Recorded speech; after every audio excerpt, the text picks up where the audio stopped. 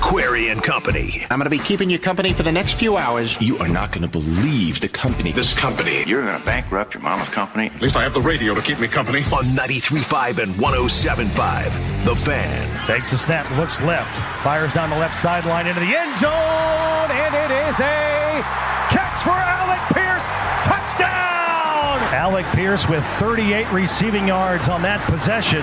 And off for the extra point is Michael Badgley. And as you heard in the background, it smacks off the left upright, and it's no good. I love Badge, but he knows he's got to make those kicks, so we have faith in whoever we put out there. Now C.J. Stroud clapping for the snap. He takes it, 5-step drop, over the middle, throws, and his receiver fell, and a flag is on the field at the 15-yard line. Pass interference. Defense, number 23. Spot foul. He fell down. Yeah, it was tough. Obviously, they made the call. That was the official's call. I'm not going to get into detail on it, but I think a lot of people, saw it. They said I touched them, so I did. Yeah, just two guys just being competitive. Running back left is Marks. They fake it to him. Now here's an end around to Nico Collins. Outside the numbers left at the 10. Cuts at the 5. He's in. Touchdown. Blitz Jones again. has time. Throws upfield, incomplete at the 20-yard line, and unable to bring that down was Michael Pittman Jr. In coverage was Derek Stingley. The Colts want a flag. They're not going to get one. It's a turnover on downs. When you have opportunities to win it, you know what I mean? You lose these tight games. Sometimes you win the tight games, but when you lose tight games, it's frustrating because you're like, shoot, we could have had that, we could have this, could have that. You look back, it's 3 or 4 plays when you lose the tight ones. And so we got to find a way to get those 3 or 4 plays when it is a tight game like that.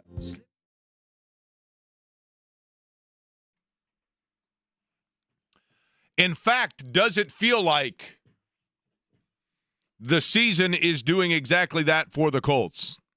Of sliding away because that grip, that emphatical clasp that they had on the AFC South, seemingly going into playing 4 games against the division. We're not counting Tennessee, right? Of the 2 big players.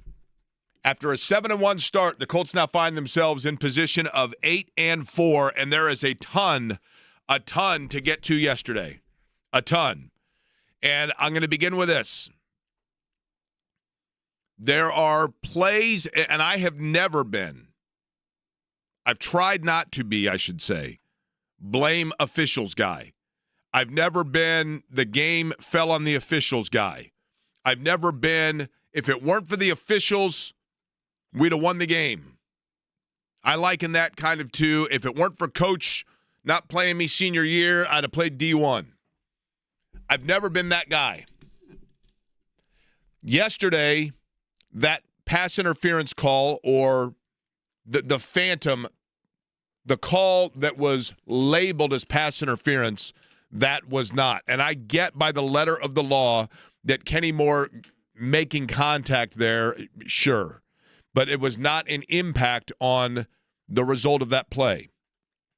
It was not pass interference. It led to Tony Dungy saying that was not pass interference. It was as egregious as it gets, as you heard Rick Venturi incredulously yelling out yesterday during the broadcast, along with Matt Taylor that you just heard on the Colts radio network. Shane Steichen talking about it. You heard Kenny Moore there as well.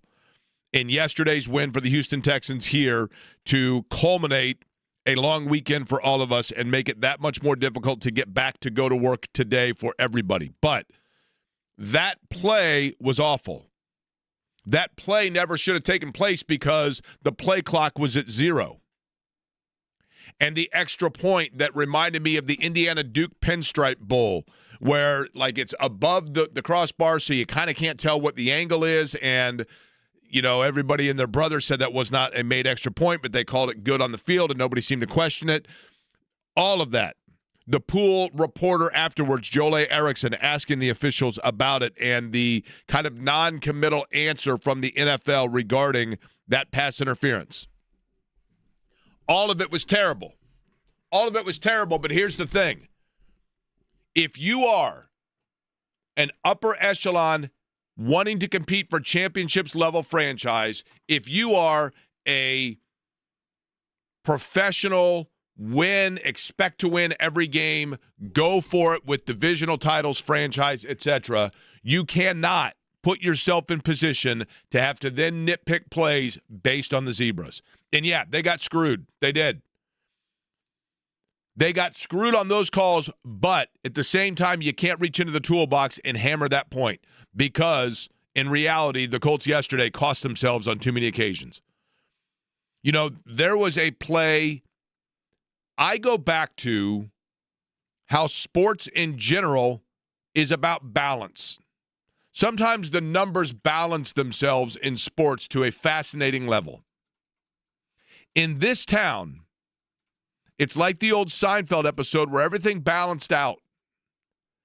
You had the Colts that were off and running in 7-1 in the story of the NFL and this recapture of a career for Daniel Jones, and everything they touched was turning to gold. Right at the time that right across town, you had the Pacers that had been gold, and everything they'd touched had turned to gold. And a year ago, they had this recapture, this revitalization of numerous players on their roster that were getting another opportunity with the Pacers, and they carried themselves to within a half of an NBA title. And then this year, literally everything that they had touched a year ago that turned to gold this year turned into fool's gold, and not on their own fault. I'm saying based on the injury bug and everything else, like every door has been locked. Now, they've started to turn it around a little bit. But you had the Colts going one way up and the Pacers going one way down. Now, all of a sudden, the Pacers found a little stability. They've won 2 in a row. They're starting to get contribution from different ways and figuring out different ways to win right at the time that, in fact, for the Colts, things are sliding away. But in the sake of balance, in the sake of the discussion of balance, you can look, as I did last night, at the Denver Broncos going into Washington. And by the way, did you watch the game last night, Eddie, between the Broncos and Redskins? Sure did. Or Commanders? Yes, sure did. When did what is the name of the quarterback for the Washington Commanders, the backup quarterback? Marcus Mariota. So his entire career, he's a Heisman winner. He's a top 10 pick. He's a franchise quarterback at numerous places. He at one point caught his own pass for a touchdown on like a Thanksgiving game or a Thursday night game or something. He's always been Marcus Mariota, right? Marcus Mariota. Was there a meeting yesterday that I missed out on? And if so, it drove me nuts. Chris Collinsworth, for whatever reason, insisted, and maybe it is entirely possible that Marcus Mariota's familial correct pronunciation is, how did he keep saying it? Mariota. Yeah. Mariota. I get it. He's a native of Hawaii. I mean, maybe it is Mariota. But he's been Marcus Mariota his entire career. And when Tirico is saying Mariota drops back and then there's an incompletion and then Collinsworth goes, what a play there from Mariota. It drove me nuts. But anyway. Tirico had it right for 2.5 quarters. It was all over the place. I know. It was like watching Mariota throw, right? It was, at times it was really good. But as I was watching that game, I kept going back to the Denver game here. And as I was looking at the fact that Denver has 2 losses and one of them's here, and then I had to remind myself that, in fact, the Colts seemingly lost to the Denver Broncos, but they got kind of a save from an odd call from officials that allowed them a second opportunity to hit a field goal, and they won the game. Now, in the sake of balance, that game where they snatched victory from the jaws of defeat was probably countered by the fact that they went to Los Angeles and against the Rams had that game won. We know what happened, and that game lost. Those two balanced themselves out. And in this town, we can sit here and talk about how they got completely jobbed by that lack of the correct call on the pass interference, by the phantom pass interference call, except for there was a play earlier, again, balancing out. There was a play earlier in the game. I'm sitting there, J&V was sitting next to me, and Chukwuemeka Okorie was down to my left. And all three of us, there was a play from Alec Pierce where they called a pass interference that gave the Colts a first down inside the 20, and we're like, that ball landed in section 38. Like, there's a guy jumping up and down that got on the video board probably for catching that pass. It was not a catchable ball. So there were questionable calls all over the place. But all of that said, the reality is this. The Colts yesterday had ample opportunity to win that game. And once again, a couple of things are coming into play that are hurting them, and they need to immediately get it repaired because it gets real now. This schedule gets real. And the time to Mickey Mouse and dance around and pat yourself on the shoulder about being 7-1 and everybody get excited, it's over. It gets real now. They have a chance still to win the division, sure, of course.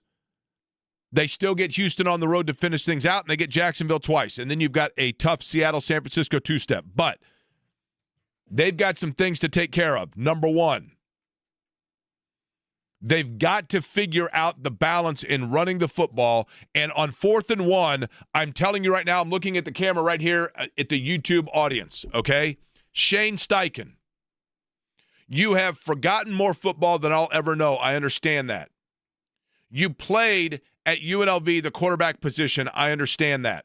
I watched UNLV in 87 in the Final Four. That's my extent and my knowledge of UNLV, that, and then they came here and lost in 91, but I was on vacation for spring break, so I didn't see that game in person. That's my extent of knowledge of UNLV athletics. You played the position. You played quarterback. You know the game. I get it. But you cannot, as a franchise, consistently talk about and brag about the fact that you've got the best left guard in football that you're paying $20 million a year to, that you drafted inside the top 5, or top 6 or whatever it was, that your owner got on the phone and said, Quentin, man, you're like John Hanna, man, like you're just going to be bulldozing guys to the Hall of Fame. And you cannot tout those things and have an all-pro running back that is a game changer on your roster and then try to outsmart everybody on 4th and 1 by getting cute and running some sort of wildcat to a tight end. What are you doing?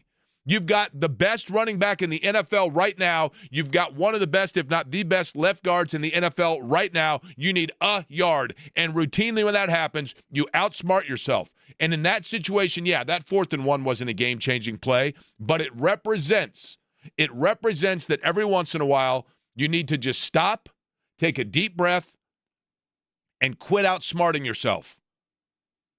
You know more football than I do. I get that. But there are times when the game is moving faster in your head than it needs to. And it is okay every once in a while to stop and say, I'm just going to go with logically what works. And everybody in this stadium is going to know what works. But I'm going to run it because it works.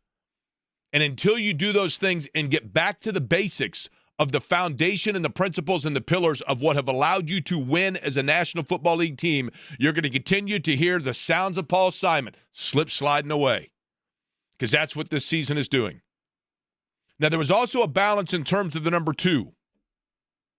I could hear Reb Porter. I'm up there.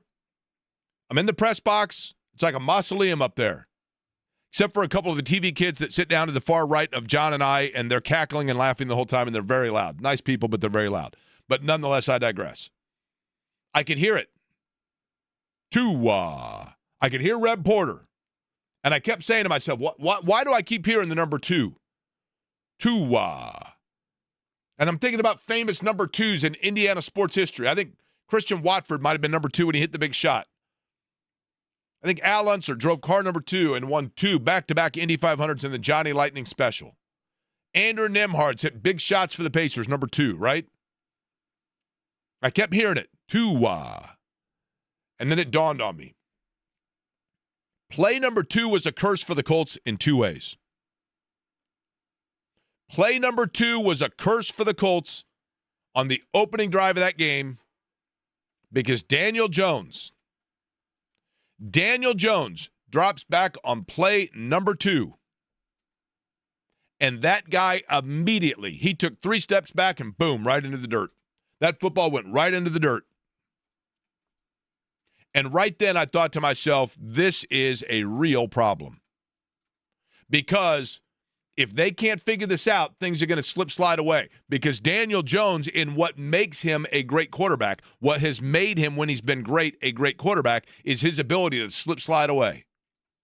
Daniel Jones is at his best at times when, not necessarily when he is getting pressured, because that's when actually he can show some weakness. But when he's got the ability to slip slide away from pressure and improvise a little bit, and he's got some wheels that have helped him, and he's got legs and slippability, he can be slippery, that's helped him. When they were 7-1, it was because Daniel Jones was always making the right decision.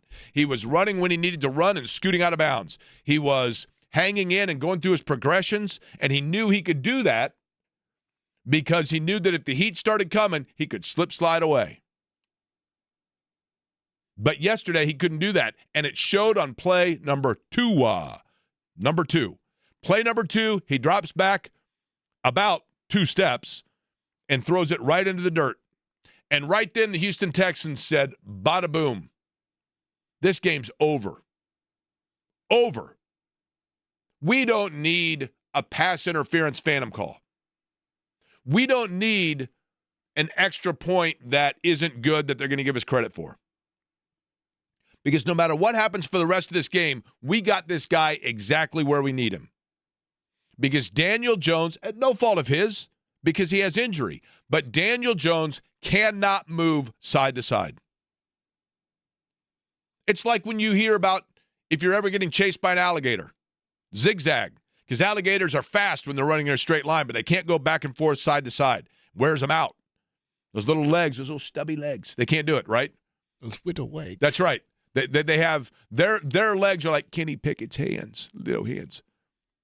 And Daniel Jones right now is the same way. He cannot move side to side. So you know if you're the Houston Texans right there on play number 2, they looked at it and they said, all we got to do is go straight up the middle. Straight up the middle, because he does not have escapability to slip slide away and extend plays. And yes, Alec Pierce is occasionally going to beat us. And yes, Jonathan Taylor has the ability to beat us. But if we just sit here and we load everything up here right between basically the tackles and we just come straight forward, there's nothing they can do because Daniel Jones isn't comfortable enough to get away from it.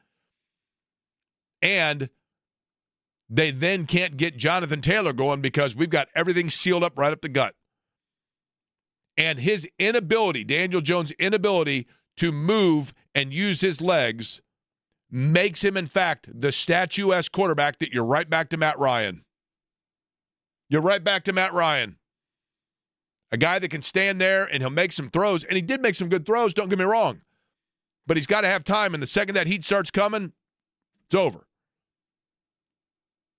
Now, play number 2, also big on the other side.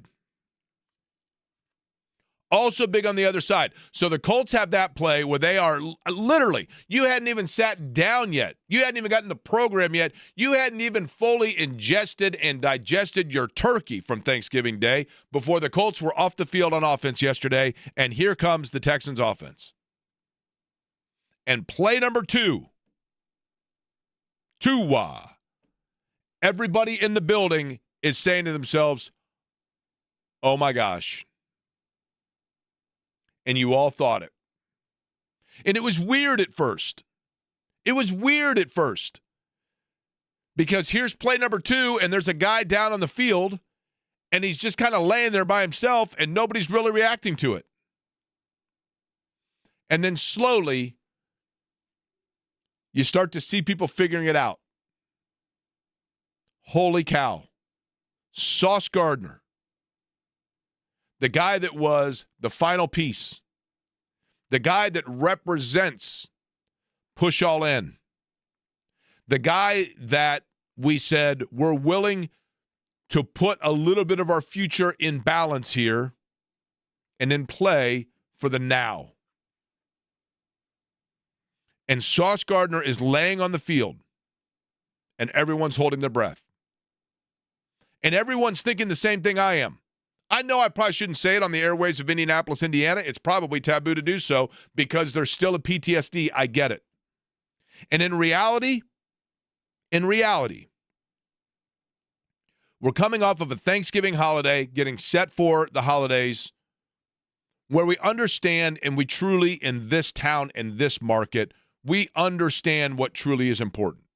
I hope all of you had a wonderful Thanksgiving dinner enjoyed the drumstick dash as I did to help out the less fortunate in this town. I hope all of you were able to enjoy and embrace and absorb your loved ones around you, your family, and the true meaning of what this season means. And this season, in reality, in life, that's what's important. And in sport, assuming that you don't see players have life-altering injury, we understand that injury and disappointment and PTSD is relative within the fact of being a luxury of our life versus a necessity of our life. But having said all of that, you thought the same thing I did. I know you did. You saw Sauce Gardner laying there, and then you saw him get up and try to move and go right back down again. And he's laying on like the 25, 30-yard line, something like that. And if you're looking from the vantage point I was, your eye scans over to the right. And you look in the corner of the end zone. And there in the corner of the end zone, you see the guy that has become the face of optimism, the face of overcoming obstacle through optimistic perseverance in Tyrese Halliburton. And you start thinking about banging that floor in Oklahoma City. I know I shouldn't say it. I know I shouldn't, but all of you were thinking it, right? All of you were thinking it. The balance, the Tua, play number 2 and guy right there, player number 1. And you're thinking about player number 0 and Tyrese Halliburton, and 0, 1, and then the next number's 2. And on play number 2, that guy's laying on the floor, or on the field in this case, and you're thinking to yourself, Tyrese Halliburton had a calf strain, and a calf strain that then manifested or grew into or facilitated for an Achilles. And you're watching Sauce Gardner, and you're thinking, that is two first-round picks right there on the field. And I see a quarterback that on play number 2 couldn't even drop back and throw a pass. And I'm wondering whether or not this quarterback is the guy long-term for the Colts. And I'm wondering about the fact that if it's not, where are they going to get a quarterback? And could it be that they're going to have to go into the draft to do it, except for that they set their first-round pick for the next 2 years for the guy that's laying on the field right now? And now we know it's a calf strain or a calf injury. We don't know the depth of it just yet. We might find out over the course of the show today. Ralph Reif's going to join me, 2 o'clock. And give insight on that. But think about how abnormal the movement is for a defensive back of having to routinely run backwards instead of forward. And the strain, there's that word again, it puts on a calf. And all of it, when it adds up, comes down to slip sliding away. But there are things the Colts can still do to salvage absolutely this year and put themselves back in position to have the kind of payoff that we anticipated, hoped for, dreamed of a month ago.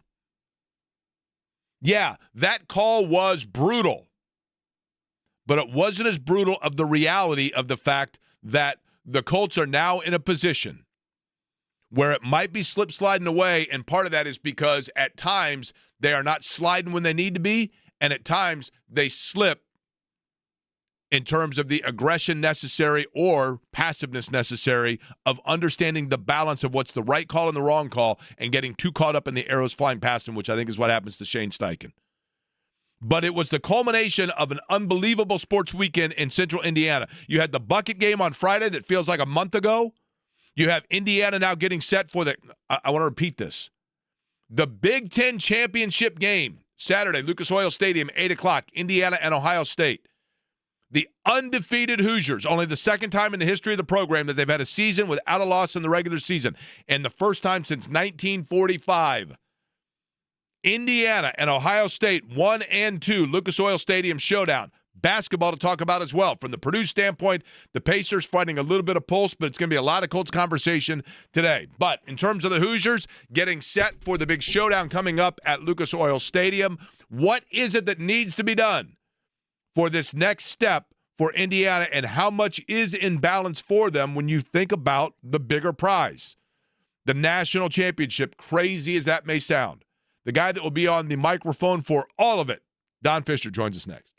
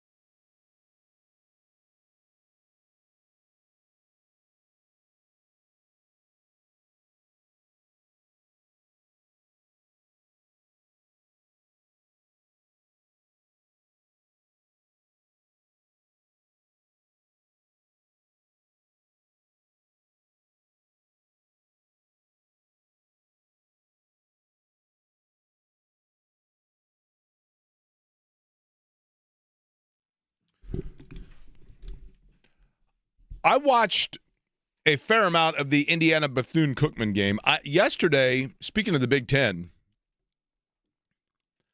now I'm not going to say any names. It's not my interest or place here to because I like the dude. But I'm walking into the Colts game yesterday, and another member of the Indianapolis media stops me at the elevator during the 26 minutes that we are waiting for one of the two elevators in a building that was built for $735 million and has 68,000 people in it.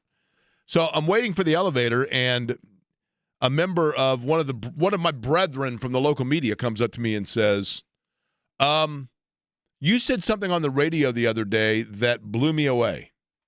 And I said, oh, okay, well, thank you. What was that? And they said, you mentioned on the radio that something that I almost feel like maybe I should see if you need a ride home in case you still believe this.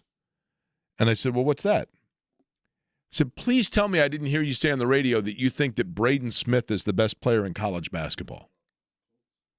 And I said, well, they're the best team in college basketball. And, is Fernando Mendoza the best player in college football? Is Julian Sayin the best player in college football? I don't know, but they are seemingly the top two finalists for the award that is given every year to the best player in college football, for the player of the year in college football. And why is that? Well, because they're the two best teams in college football, and they're the two quarterbacks of those two teams. And if you look at college basketball, who is the best team in college basketball? It is Purdue. Who is the best player on Purdue's team? Yeah, maybe it's Trey Kaufman-Renn. Sure, okay. But the quarterback of the team, the leader of the team, the heartbeat of the team is a point guard, and a point guard in Braden Smith, who not only has been there for and already has, are there better players? Is Boozer better at Duke? Maybe. Is the kid at BYU better? Maybe. But I do know this, virtually every media outlet from a national standpoint at the beginning of the year tabbed Braden Smith as the preseason player of the year. I don't think it's – my point being, yeah, sure, you can make an argument for 5 to 8 guys for the best player in college basketball, but to say that it's Braden Smith of Purdue and then be literally want to go do an IQ test for that and a cognitive test is I don't think it's that far off base, right? But the notion of, Michigan is really good. Michigan State's really good. There's a lot of really good teams in the Big Ten. But I think that Purdue, we can now say, or you can safely look at it and say, based on precedent, that they are one that you feel good about the fact that they are going to be towards the top of the conference and the country over the course of the season.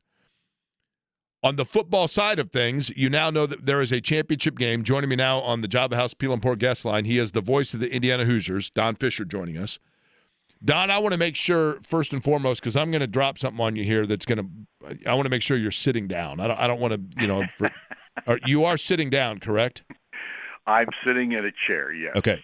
I'm going to make a statement for you, Don, and then I just want you to take a second to absorb it and give me your reaction to it, okay? Just don't tell me it's going to be one of your predictions. It is not a prediction, I promise you, okay? It's a fact. It is a fact, Don. The Indiana Hoosiers are not only undefeated in college football, the Indiana Hoosiers are getting ready to play at Lucas Oil Stadium in the championship game of the Big Ten Football Conference. Now, I know that you've witnessed it, you've seen it, you've been up close and personal, but Don, even still, when you sit back, isn't there still a part of you that says, this is unbelievably wonderful and at the same time still surreal?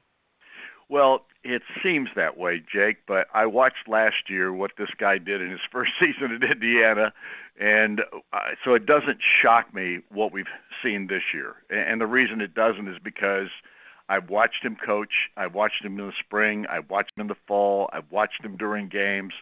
I just think the guy is a football genius, and I say that because of how he runs his program. I mean, I'm not saying that he's the best X and O guy in the world or things like that, but he is a genius when it comes to running a foot program. And I don't go beyond that point because I know he hires really good people. On top of that, he's smart enough to know that you've got to have really good people that are on the same page as you are. And all these guys that have been with him for so long now all have bought into exactly what he's selling. And that's just like the players that he brings to Indiana. He makes sure he vets them all, and then he figures out, yep, that's the guy I want. That's the guy that I'm not sure about. That's the guy I'm not going to want at all. He's just really, really smart in how he runs his football program, and that's why this doesn't seem that surreal to me because I've watched it go on for 2 years now. Don, one of the things that happened late in the game, and I wanted you to add to this, okay? Because, again, you've seen it. I mean, you're there in the practices and other such things. You know, here you have the bucket game, and we know it's a rivalry game and everything that goes into it. But for Mendoza, all of the Heisman talk, and a lot of the talk in the last couple of weeks, notably, of even him, you know, doing interviews, and I get it, the campaign for the Heisman by the university, as it should be. But in that game on national television on, you know, the Friday after Thanksgiving, and you're playing your rival in Purdue, and from an individual statistical standpoint, it wasn't a game that blew you away in Mendoza's numbers. He didn't throw for 390 and 5 touchdowns or whatever else. He was effective, and they won that game. And then he's off after the game, or after the game was decided, essentially. They showed him on the sidelines, and he's laughing with his teammates. He's soaking it in, and he's watching his little brother get big runs, and he's high-fiving guys. And I thought to myself, here's a guy that doesn't care a hill of beans about what his individual numbers were or what might have or have not taken place for his individual accolade, because he's watching his team and his brother and everything else soundly defeat a rival and secure themselves a Big Ten championship. And to me, that encapsulated what has been so unique about this team. Now, can you tell me more about Mendoza as a guy or as a young man that makes it so that it's not surprising to you to see that sort of a selflessness on the sidelines, and how that carries into Indiana football? Well, and here's the thing about it, Jake. This is exactly what Curt Cignetti preaches. It's all about team. It's all about team first. It's not about your numbers. It's not about the guy over there that's sitting in the corner grumping about stuff, because they don't have that at Indiana. Not anymore. They used to have it. Trust me, they used to have it a lot, but they don't have it anymore because of Cignetti.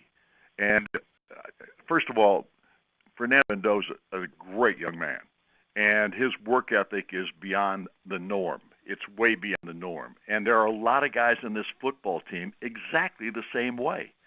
It's a ball club that has a bunch of character guys first, and then second, do they care about their teammates? Do they care about everybody else that's around the program?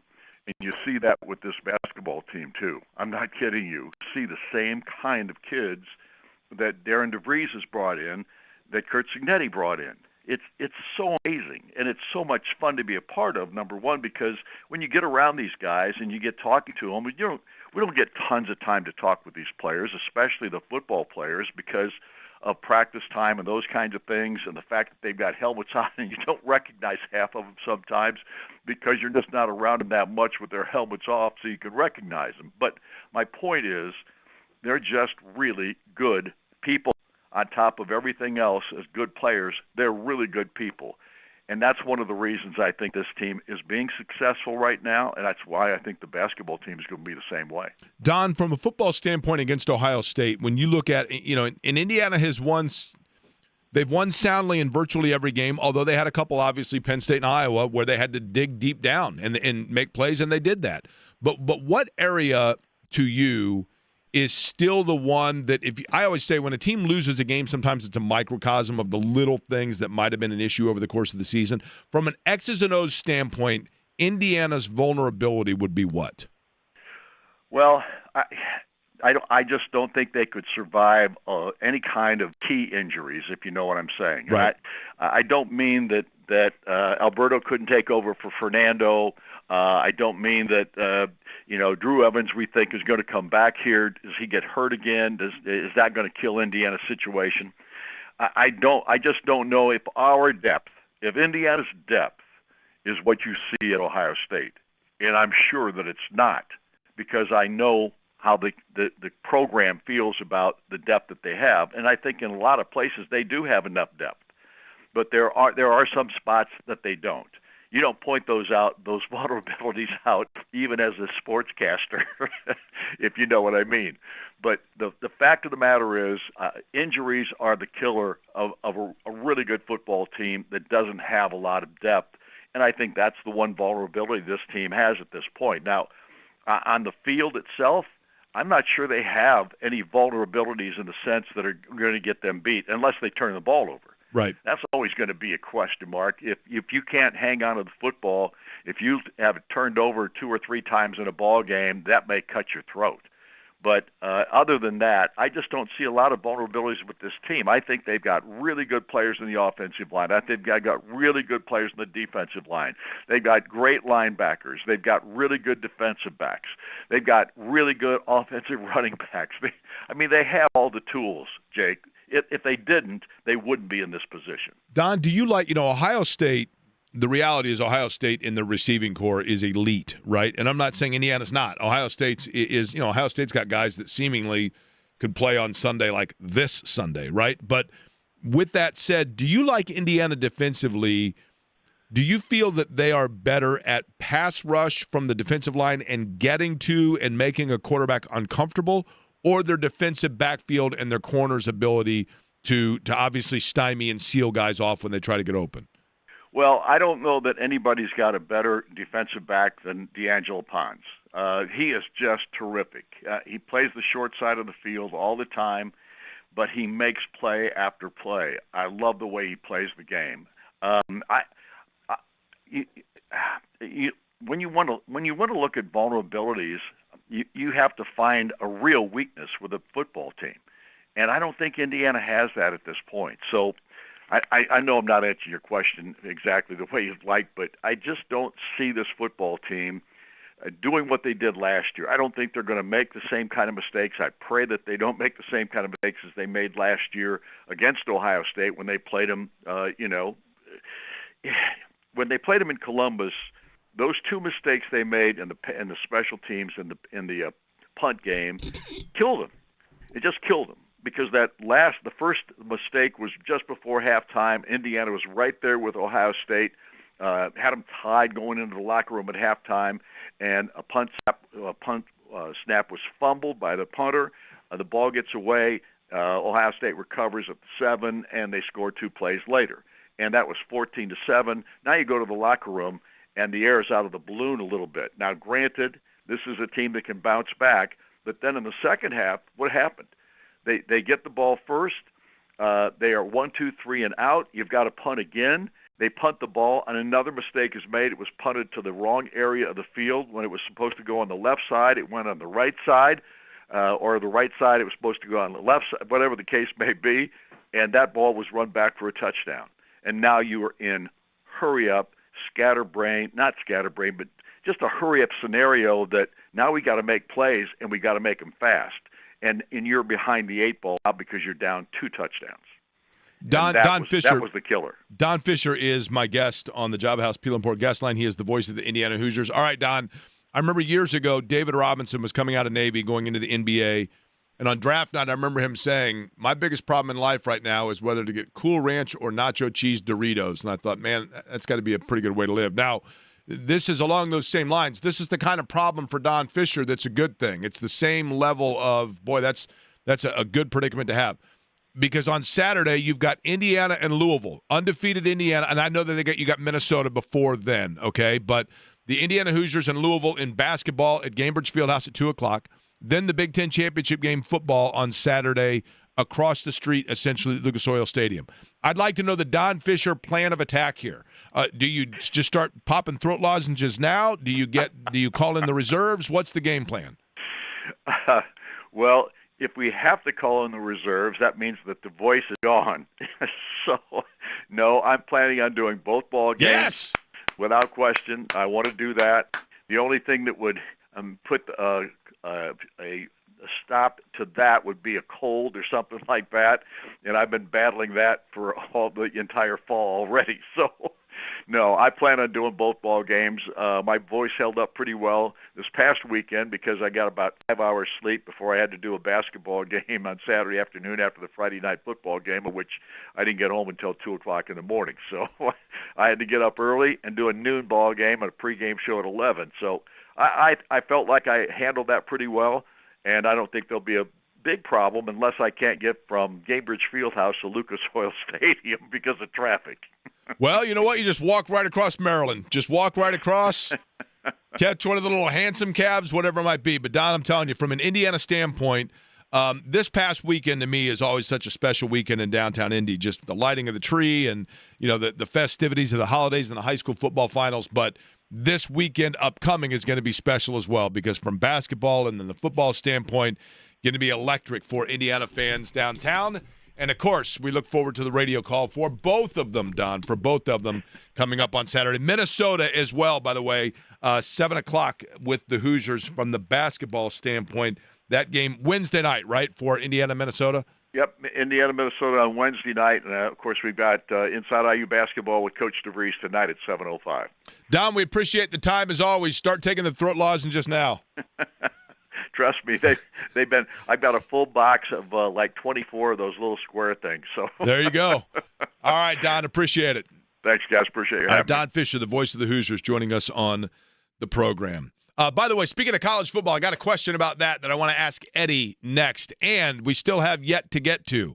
Your 12 words to describe the Colts season so far. Some great answers that I will get to just before Mike Chappell joins us in 12.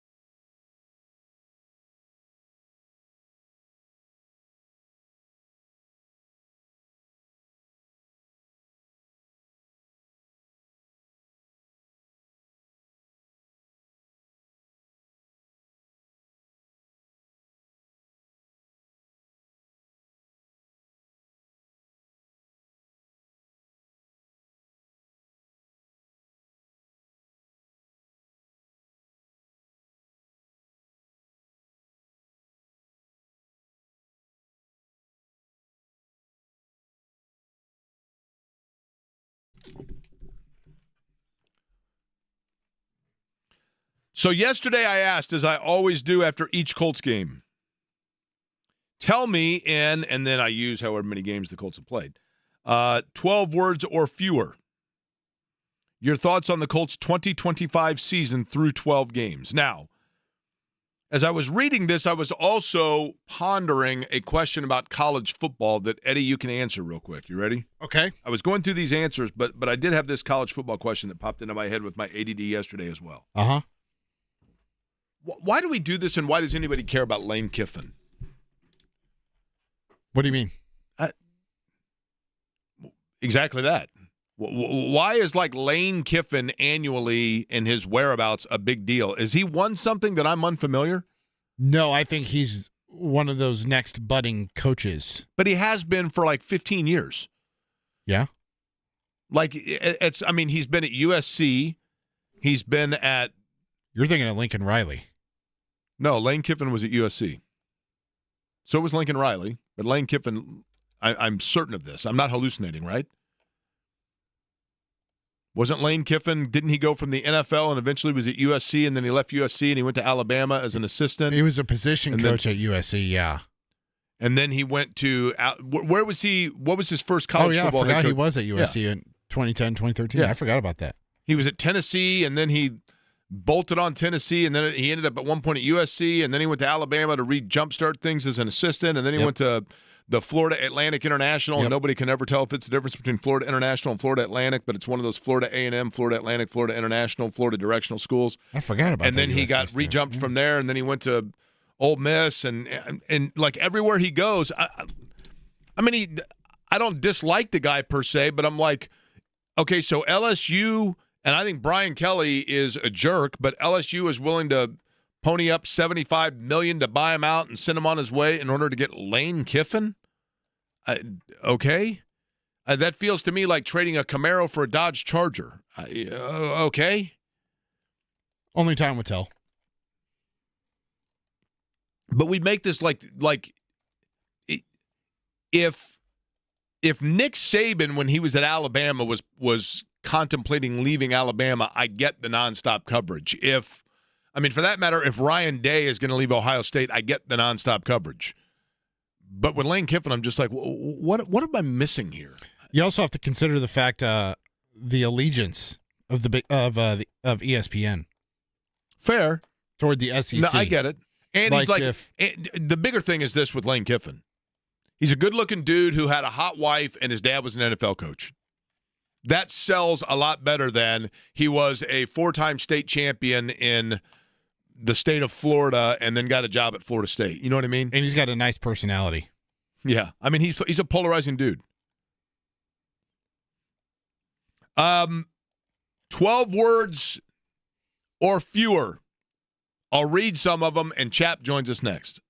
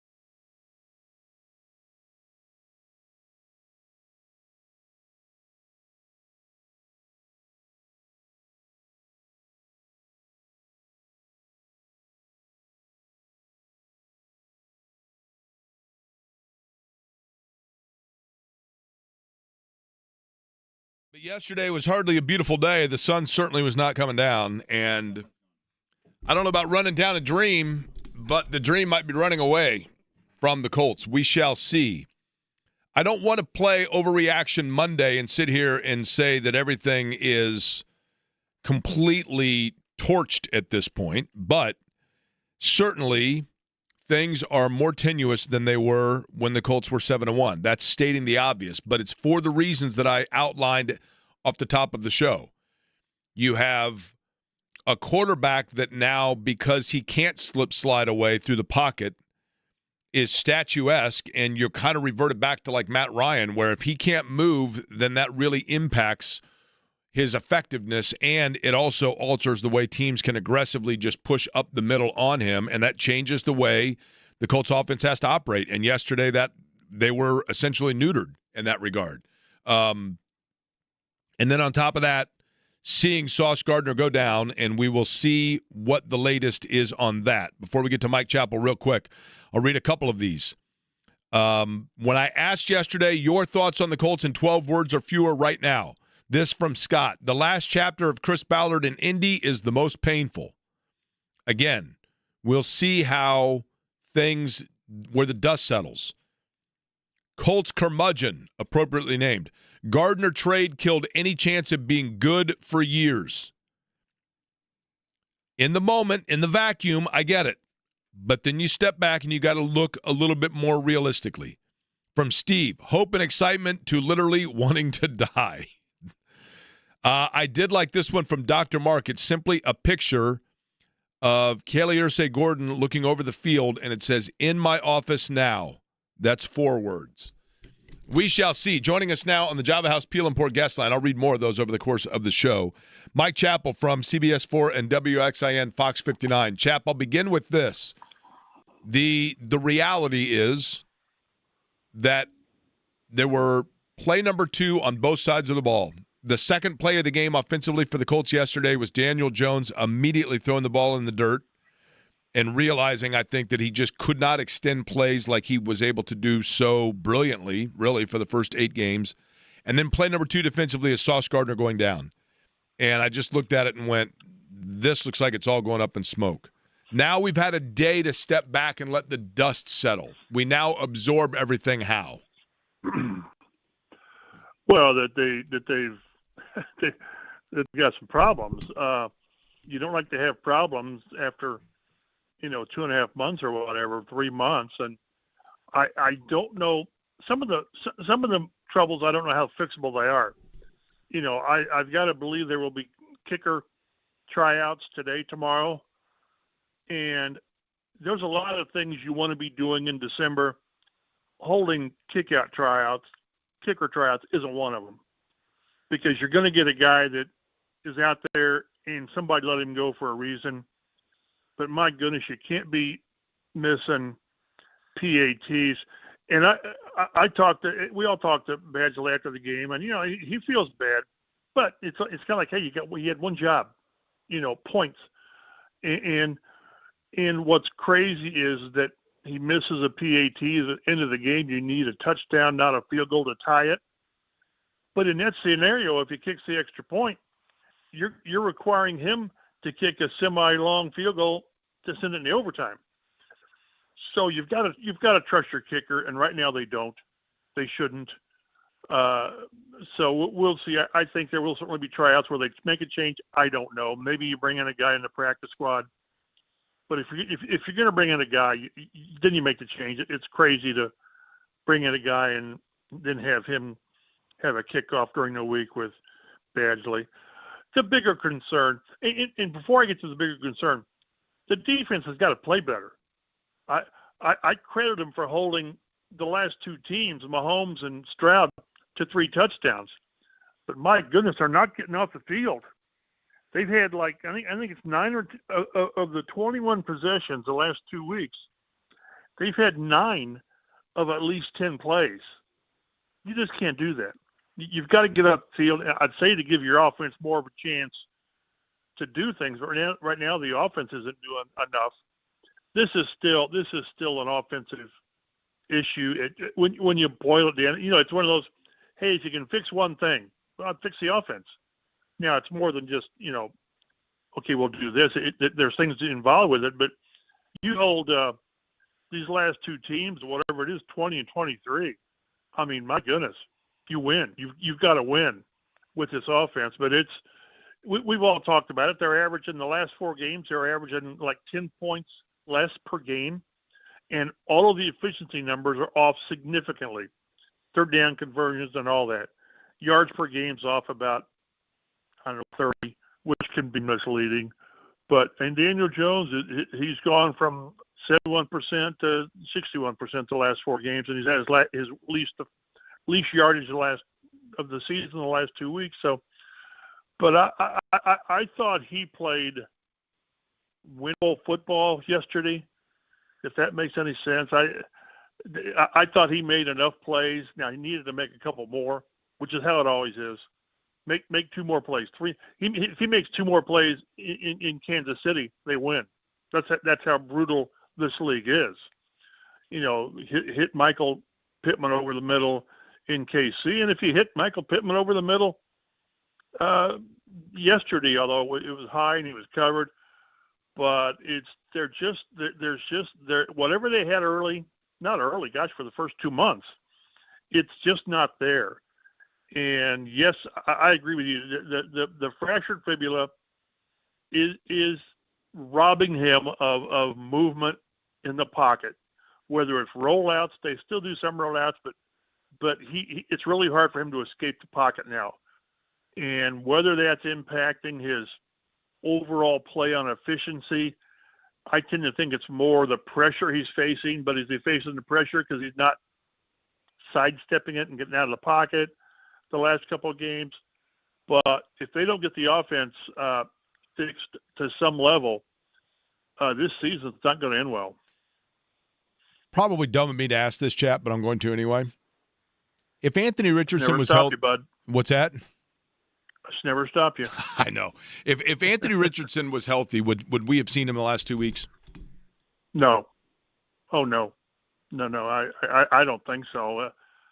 I think I would take Jones at this level over whatever you get from Anthony Richardson. And that's just me. And I've seen enough of Richardson to believe that he wouldn't do enough of the regular stuff. He'd give you some big plays probably like he did, but I don't think. And in the next week or two, maybe they open up the practice window on Richardson, but no, I'm not going to buy into that one. I think if Richardson were practicing and available, you'd still have Jones out there. Okay, let's get to the elephant in the room, the million-dollar question. Availability, health status moving forward, we probably still won't know, and I don't know. So I guess two-part question. As of right now, at 11 minutes after 1 o'clock on this Monday, the 1st of December, Sauce Gardner's health is what? And we will expect to hear more clarification on that when. Well, right now it's uncertain. I was told the team believe it's week to week, which probably means minimum 2 games, probably. Kenny Moore had a strained calf, if that's all it is, and missed 3 games. You're crazy to try to compare one strained calf with another strained calf. But if he avoided an Achilles, which it sounds like he did, he's going to miss a couple games. Clarity, oh my, good luck with that. We talked to Shane Steichen today at 2-something. Well, in other words, is he going to have tests done today? Yes. Okay. If he hasn't already, I would think he already has. I mean, when I've needed an MRI in my back or my hips, they get me in pretty quick, and I'm nobody. So they've got there somebody. I'm sure whether he had him last night, probably not, but today, for sure, I would think for sure. But I don't think we're going to get it. I don't think we are going to get any clarity. The team won't even confirm that Daniel Jones has got a fractured leg. So I think it'll be a strained calf, and we're hopeful he returns. I'm thinking that's what we'll get from the team. And in all honesty, that's probably all they know. They're not going to break down, well, it's a grade 3, 4, whatever. We're not going to get that. And as much as we want the information, they're not required to give more than that. So they're giving us what they're required to give us, as all teams, as almost every team does. They're not going to, I can still remember standing by Ryan Kelly's locker several years ago when he had a knee injury. And we just casually asked, so what'd you do? And he'd spent 5 minutes telling us, well, I did this and they had to fix that. And I'm thinking, my gosh, I need to, record this thing because we never get that. So, no, but I don't think we're going to get any clarity. But I think everyone should anticipate him missing, 2 games minimum. And who knows where this team is after 2 more games. Chap, my concern is this. Mike Chappell's my guest, Java House Peel and Port guest line. He's with CBS 4 and WXIN Fox 59. And I get it. I know that it's probably an unfair PTSD for me, okay? But Tyrese Halliburton started with a calf strain.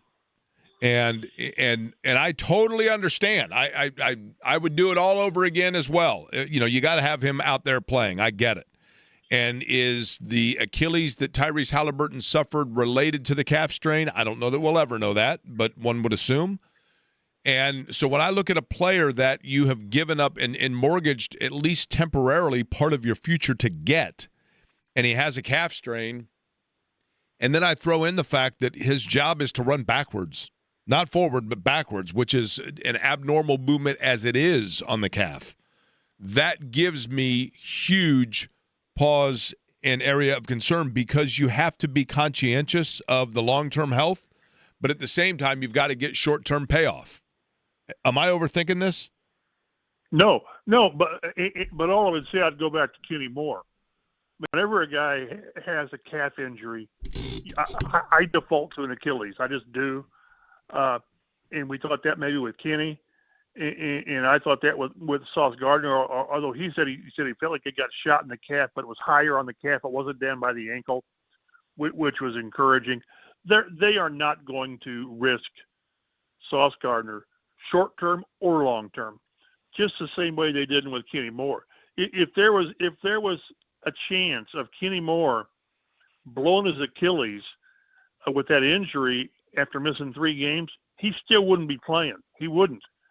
So, but no, I understand what you're saying, and this is one you've invested a ton. 2 firsts and A.D. Mitchell, who had a great game yesterday, by the way, good for him. But yeah, if they are convinced, and he is convinced that this is a strained calf, whatever that entails, and 2 weeks off, 3 weeks off is what it takes, he'll be back. If they think, the Achilles sort of is impacted, then I don't know that he plays. But I keep defaulting to Kenny Moore and how they handled him, not putting him on IR and missing 3 games. And this feels like the same, using my doctor shingle I got from Beech Grove High School. But if he can play, he'll play. But if there's a chance that it is Achilles related, and they can, if he goes out there and blows out the Achilles in December, he doesn't play next year, in all likelihood. So, yeah, I just don't think they would risk that at all.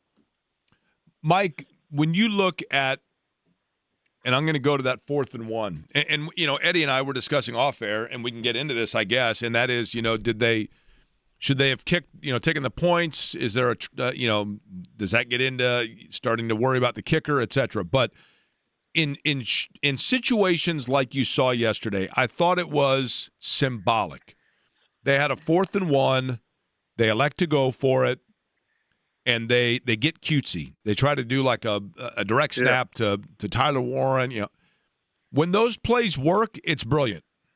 When it doesn't work, it allows for 2 knuckleheads to talk about it on the radio the next day. But when you've got a $20 million guard and a whatever he wants, you should pay him running back, why would you not just go to that bread and butter every single short yardage situation possible? Well, you get into tendencies, and then the other team says, well, they're going to give it to JT.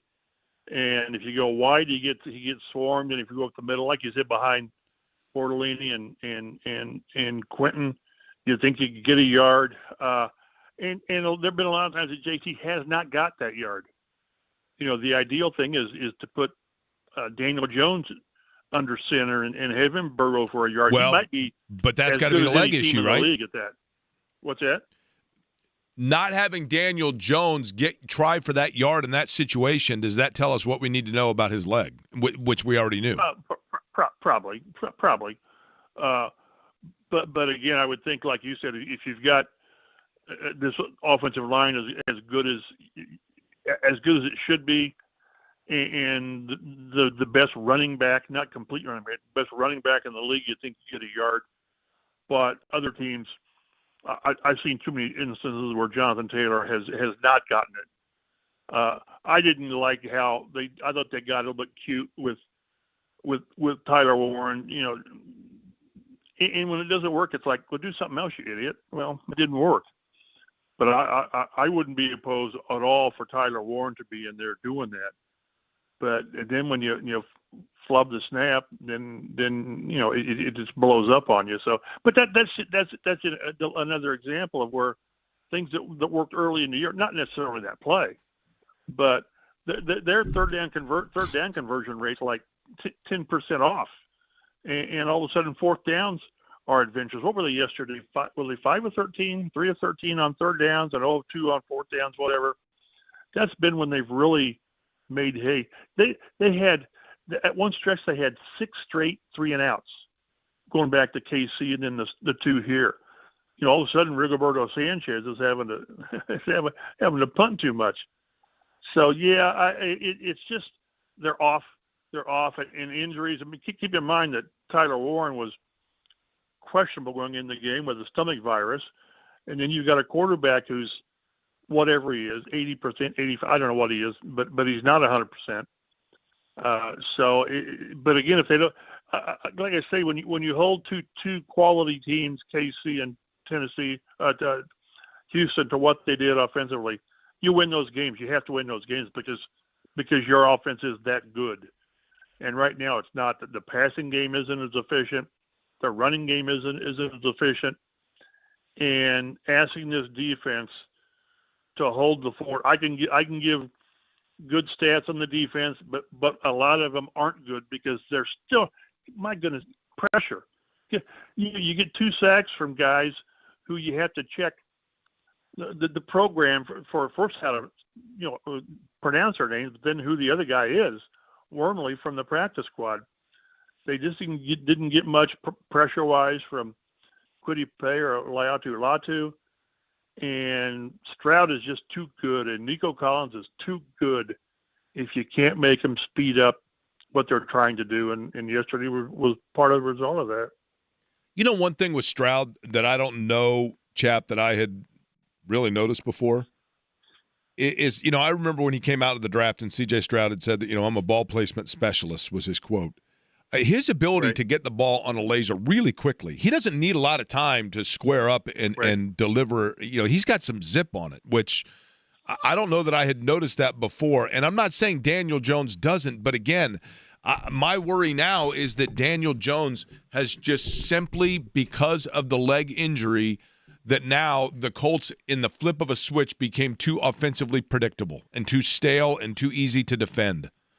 Tell me I'm wrong. Well, they've got to be. Yeah, and they've got to be able to stretch the field. I mean, at least take the deep shots occasionally to keep people from crowding the line, which then that hampers the run game. And you've got arguably the league's best deep threat in Alec Pierce, who is quickly becoming their best receiver. He really is. Like I say, it's not just it's the whack-a-mole thing on offense. Is you think you got this fixed, and then this, and then this.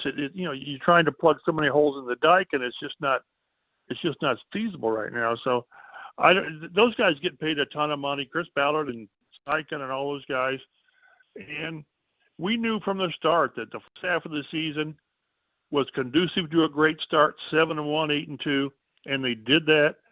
And we knew the second half of the season was going to be a murderer's row. I would argue that going into the last 6 games, yesterday was the easiest game with Houston. You got them coming in with a quarterback who hasn't played for 3 weeks, and you're home, and you're unbeaten at home. As we've all noted, the last time they won in Jacksonville, Reggie Wayne was playing, for crying out loud, and Darius Butler. So they've got to find a way to win 3 games. Don't they have to win 3 of 5? I don't think 10-7 gets you in. 11-6 should. But they've gone from number 1 seed and the best record in the league to right now they're a wild card. And I saw it's crazy how these playoff simulators are. They're still, I believe, by the Athletics simulator, favored to win the AFC South. And gosh, I wonder how. They've got the better odds to win the South. Especially when you consider that, well, a lot of it's going to depend on what happens between the cannibalization of Jacksonville and Houston in their remaining games. But when you've got to finish at Houston, that's where it becomes tough, right? Because if it comes down between those two, you got to go there as opposed to here. And hell, you already lost here, right? Jacksonville finishes with the Colts twice, and then they've got Tennessee again. And then I believe they've got the Jets. I got the schedule. No, I don't have their schedule, but I believe they still got the Jets to play. And the Colts, everybody they're playing is either in the play. Well, probably in the playoffs. Maybe A.D. Mitchell gets the Colts in the playoffs after all. Maybe he goes for 8-102 against Jacksonville and helps out the Colts, right? Well, there you go. Okay. And again, and lately they've not gotten any help from teams at all. On other games, so this is on them. They're wavering, but they've got time to get it straightened out. I'm just a little nervous whether they can get it done or not. Okay, Chap. Lastly, last week we talked about DEFCON 4 and DEFCON 1, and one of them you said was kiss your rear end goodbye. That's DEFCON 1, right? So I'm gonna read you. Right. Go ahead. I'm going to read you a listener text. Let me finish the text, and then when I do it, I want you to tell me what DEFCON this listener is living in. You ready? Okay. Jake, the reality is the Colts have built a culture on losing. Ballard's a loser GM, and the players, even the best ones, are all complicit in the losing culture. 3 of the last 4 years, the Colts have controlled their own destiny at some point in the last 5 or so games, and some of those games were win and end, and every single time they lost. What a disaster, but in reality, it's the least surprising outcome you can imagine as a fan. Players who choked in Jacksonville in 2021 all got second contracts, but they're all chokers. What level DEFCON is that, Chap? Isn't that Slim Pickens riding the bomb?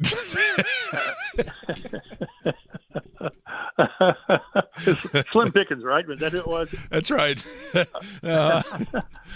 Yeah.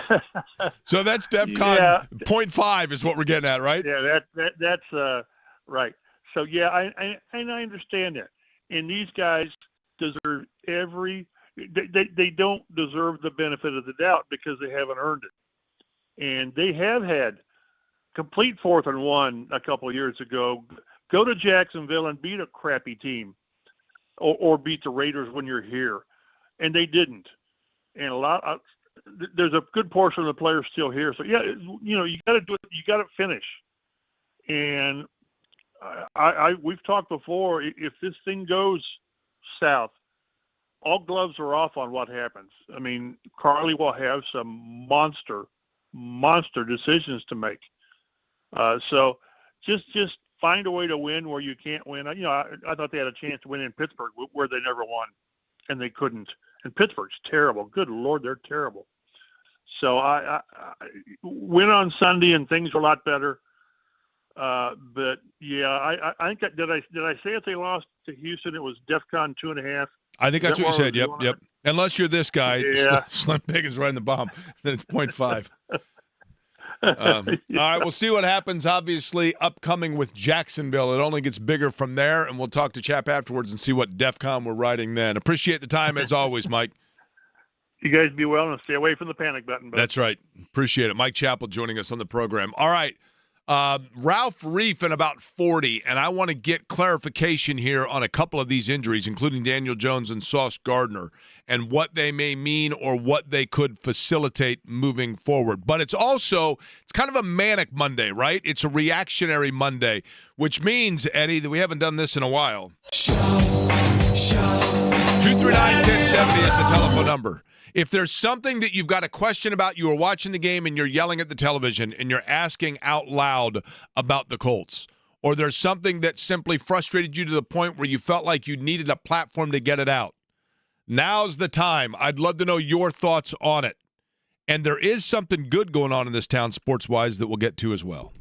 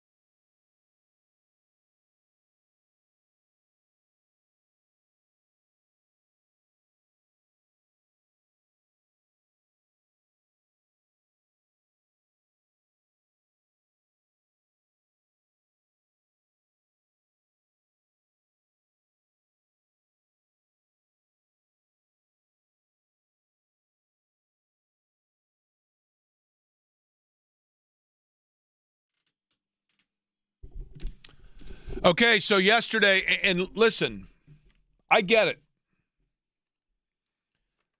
I have always felt that we have somewhat of an obligation, I guess. When I was working in television and would go in and ask questions post-game for my, nightly recap of a Colts game, Pacer game, whatever it might be, I always felt like having that credential meant that you had the responsibility to ask the questions that people were yelling at their television while they were watching the game. Why are you doing that? Why did you pick that play? Et cetera.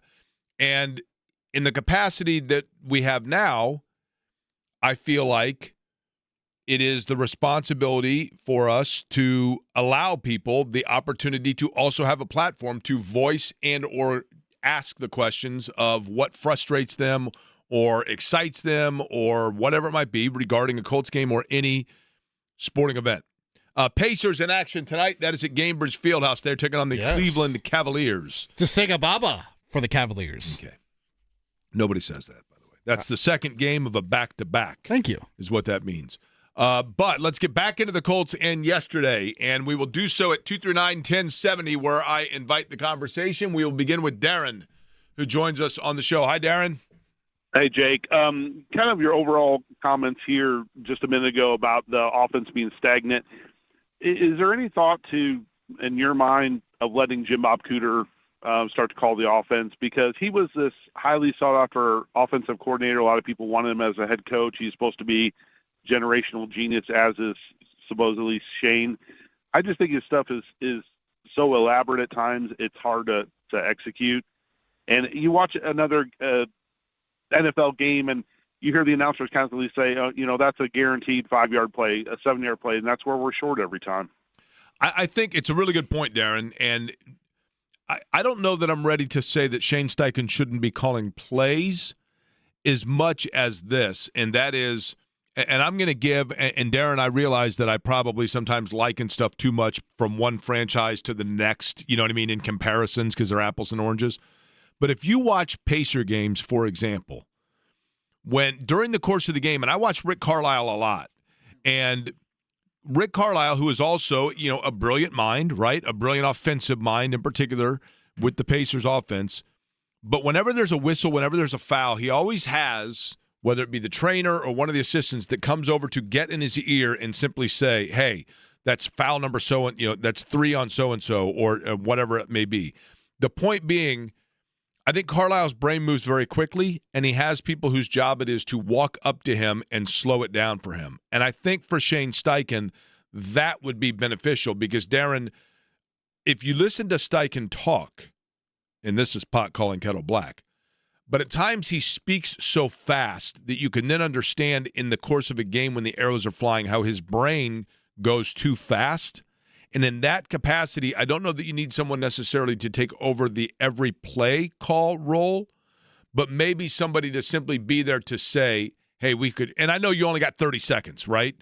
But to just kind of slow things down for him or remind him of things in the process. Does that make sense, Darren? Yeah, and one other thing, do you think his relationship with Jones clouds his play calling too much? Excellent question. Outstanding question. I don't. I don't think it's relationship with Jones as much as it's simply relationship with quarterback. And in this situation, yes, he has a quarterback that he trusts. And at times, I think early on, Darren, it might have been the case that he was calling plays to try to build Jones up or get him that stability. But I think now it's just the fact that he has a quarterback there, that they have that symbiotic relationship, right, where they can complete each other's sentence, so to speak. And I think now what you have is simply the fact that Jones, in his inability to maneuver like he could pre-injury, that's what's making things difficult because it limits the number of plays or looks that they can present. Because you can create a look now or a presentation like you're going to roll them out or do something like that, and teams are like, yeah, right. I mean, they know it. I mean, the blueprint's already out now. And it started with Pittsburgh in coming full force right up that middle, just forcing it right up the middle. And that pressure, then Atlanta did it. It didn't work. They didn't win, but they kept him uneasy. And I think everybody's kind of done that now. John is up next. John, what's up? Hey, Jake, I agree with a lot of what's been said about the offense, especially Chap's whack-a-mole analogy. But I wanted to talk about the pass rush, and which has just been a constant issue really for the last decade. And I think we have 33 sacks on the season. It's a very pressure-heavy. I think we're third in pressure, but it's a finish light unit. There's so much pressure, but our rush win speed is the bottom third. We're only middle of the pack in sacks per attempt. You have guys like Latu who are so athletic and bendy, and they fly in there, but they're just not getting the job. Now hold on. Comes down. Did you say what was the rush speed you mentioned? The rush what speed? Like the amount of times that we win the rush. I'm just reading off stats that I'm trying to make sense of. The point is, I don't understand how we can be third in pressure and finish finish off on that pressure and end up with so few sacks. On a fair point. Basis. And I think part of that, especially with a guy like Latu. I honestly, I think that's why you go out and get Sauce Gardner, right? Because part of that is because if you're getting that rush and in that, guys are right off the line able to get open, and like C.J. Stroud, for example, that quick release, boom, and quick out. You notice it when Sauce Gardner went out, Houston went right to that side of the ball immediately, right? They went there immediately to Blackman's side of the ball, or side of the field. So I think that the thought process there is that if you can get – to me, I've always felt like pass rush, and it's chicken and egg. Which is the more important? The pass rusher getting to the quarterback or having a coverage sack where a quarterback then is the sitting duck because of the fact that he doesn't have anywhere to go. And I think the point there being made, the point that you're making, good point on you're getting to the quarterback, but why then are you not completing it? I think it's because the Colts have put themselves in position, and that's why they've tried to shore it up, that guys are able to get rid of the ball quickly because guys off the line are able to get instant space. They haven't even gotten a coverage sack in the last 2 weeks. Like, you go back and watch that game against Kansas City, there was no pressure, like no coverage pressure at all. And Mahomes just standing there waiting. Same yesterday with C.J. Stroud. You're just waiting for one of his receivers to get open. There was none of that. Even when there was good coverage, they couldn't get towards Stroud at all. Simon. What's up, Simon? Hey, Jake, thanks for taking my call. Hey, before I start, I want to clarify a couple things before I give my take. I've been a season's ticket holder since '96. God willing, my kids, grandkids will have those seats. So I'm all in, right? Have been for a long time. I'm 100% not the ref cost us a game guy, just like you said in your opening. And absolutely, under no circumstances do I think the NFL's rigged. But my point is this. And I missed the game yesterday because I'm feeling a bit under the weather, so I didn't have 27 beers at the tailgate before I go in, and just take it all in, right? But I'm watching it from my basement, and our franchise is making groundbreaking, revolutionary strides and changes in this league, doing amazing things. You see Morgan Lucas, for crying out loud, passing out turkeys with the team. You've got the coach and the general manager's wife supporting causes openly. Never seen this in the history of the league, and from my perspective, right? But the NFL is not pulling their weight with these officials. I mean, we've got approaching $1 billion worth of salaries, give or take. I mean, $500 million for sure on the field, and you've got 5 guys that can't, just 5 normal guys like you and I, that are determining outcomes of games on this station and every major news outlet that covers the NFL. Every freaking week, they come on and they say there's 2 or 3 games. Chap just said it in the interview. There's 2 or 3 plays in a game that determine the outcome. The players have got to win those games, and you've got these 5 buffoons blowing 3 calls in one series. 3. And we're supposed as fans to support a league that actually sits down and says, look, there's 3 key plays in every game that determine the outcome, and these jackasses blow 3 calls in one series. So, Simon, let me ask you this, though, and I'm playing devil's advocate here. I'm not picking on you, okay? But I am using you, unfortunately, as the example, okay? No problem. Because listen, Jake, I'm not that guy. No, I get it. But here's my question. True or false, you have season tickets? True. True or false, you opened by saying that your grandkids will have those same season tickets and nothing's going to come between you and surrendering them. Absolutely. God willing. And that's my point, right? But here's the thing, Jake. The leagues, I set in my basement. I got 3 TVs in my basement. And at one time I look up and I've got a DraftKings logo, I've got a FanDuel, and I've got ESPN Bet logo on my TV during plays. I totally get it. So you tell me the NFL can't do better? I mean, why can't we have reviews on every play? Well, if there's this much money involved, Simon, not being able to review the play clock going off is ridiculous, right? I have no question about that. It does go both ways. I mean, to your point, when it comes to the reason why I don't think officiating you can always say cost them a game is because it goes both ways. I mean, the Colts got a score. I'm pretty sure they scored on the drive where Alec Pierce, there was a PI called, and the ball, that football was not within 20 yards of Alec Pierce, right? It has to be a catchable ball, and so it does go both ways. Open disclaimer, Simon, I'll give an open disclaimer since you did as well. Open disclaimer. It is not, I don't do it for the NFL. I don't. But I do for the referees of high school and college. One of the things that I do, not regularly, I don't regularly do it, but I help out from time to time with their instructional videos in terms of doing the voiceover work of the videos of plays that they had incorrect, that they have to then go back mandatory before they get their assignments for the next week. They have to go back and look at plays that took place from the week before, from different college games. I don't see the play. I just simply see the script and I read it, and it goes into the video portal that every NCAA official gets. For that reason, I understand the complexities and the intricacies of different plays, and it's unbelievable. And they get more right than they get wrong. I will say that. It is incredible, the intricacies of the things that they need to know. But there are certain things, like you mentioned yesterday, the PI on Kenny Moore, they're probably by the letter of the law. I can understand it. But the extra point and the play clock, pretty bad. No question about it.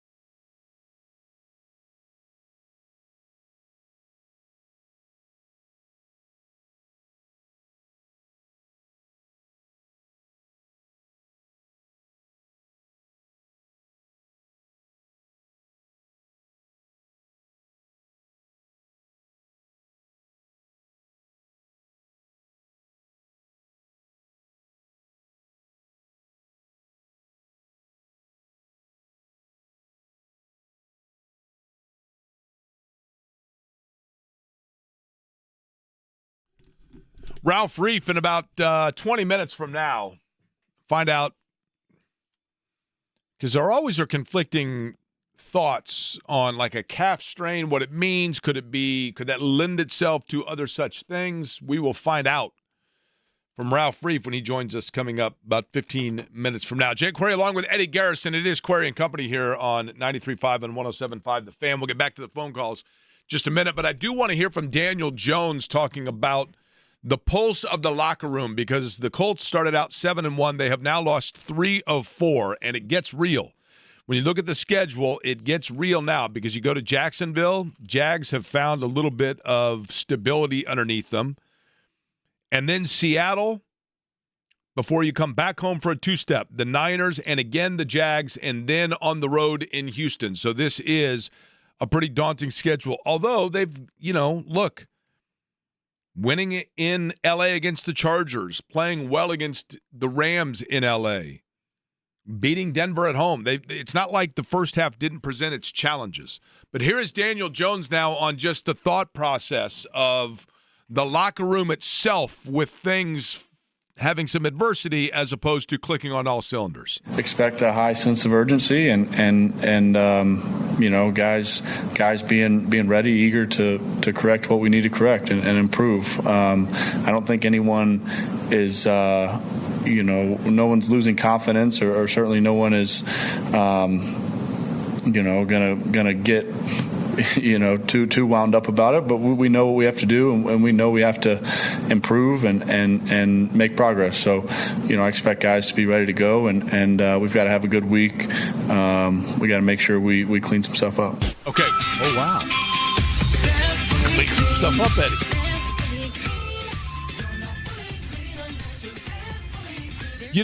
You drive across West 56th, and just before you get to Eagle Creek and see the beauty of the park, you can smell the cleanliness in the air from all the cleaning up they do over there on West 56th. Right? Uh-huh. Yeah. They're always cleaning stuff up over there.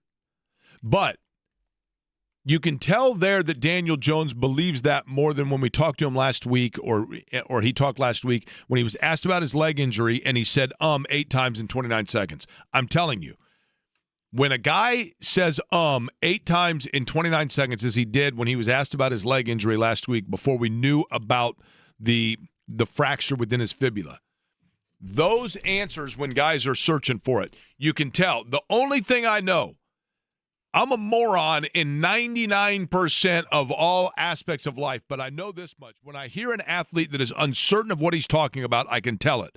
And either they're uncertain because they don't know what they're supposed to say, or they simply don't have an answer. And that's what he sounded like when asked about his leg. In that sounds to me like a guy that is pretty confident that they're going to be able to try to work themselves, at least from an attention standpoint, out of it. Theo Randy, we'll get to you next, and Ralph Reef as well.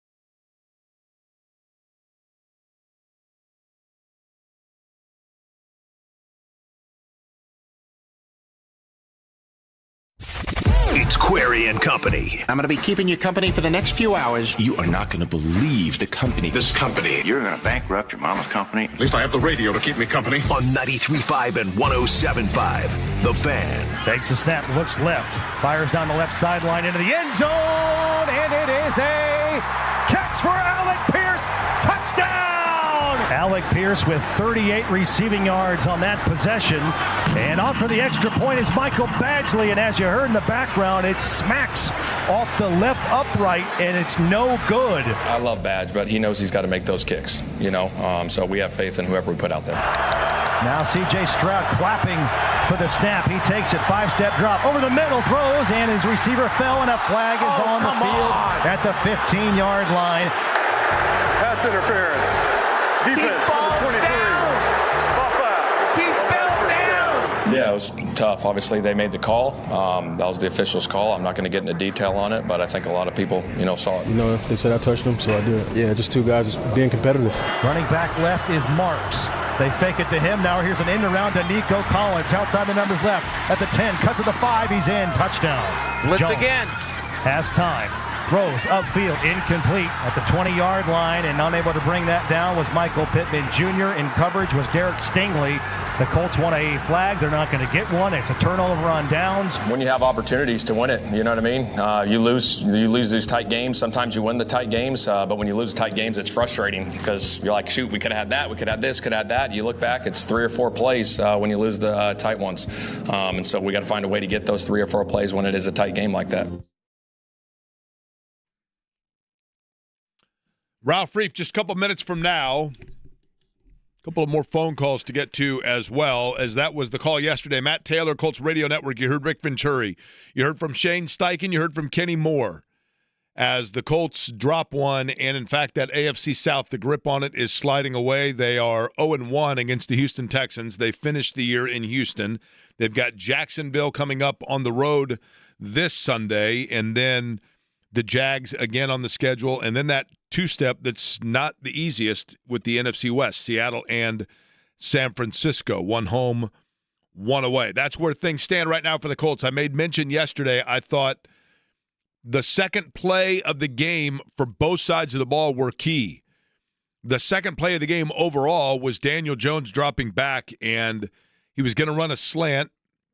It was covered, and he immediately dirted the football. Now, yes, I mean, that's – but my point about that, I'm not saying it's entirely because of his leg that he – it's not like he dropped back and he's like, oh, I'm in pain, and he threw the ball away. But I think he knew that he could not extend the play because of the leg injury that he's dealing with and the way that has put restriction on him. And that then allowed Houston to say, well, look, this guy can't move. So we're just going to bum rush it right up the middle and take away all other areas of the field.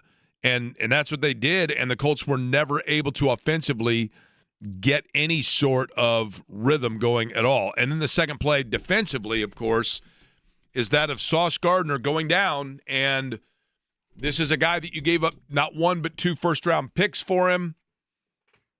A.D. Mitchell was thrown in as well, and while that was all happening, A.D. Mitchell's off going nuts for the Jets. It was not a good day yesterday for the Colts, no question about it. 239-1070, the telephone number. Ralph Reef, just a couple of minutes, but I want to get Theo on. Theo, what's up? Hey, how you doing? Theo, I'm all right. You've called the show before, right? Yes, sir, I have, and I appreciate you for all that you do and giving us a platform to and have a voice as Colts fans. I'm still excited. And I have, we're keeping hope alive. But I will say I'm extremely proud of the Colts defense. I thought they played pretty well considering the circumstances. They pretty much played the whole game on the field. But I will say this, Jones, and I want to ask you this. Jones is not known to be a closer. I believe he's like in career 12-10 as in the closeouts.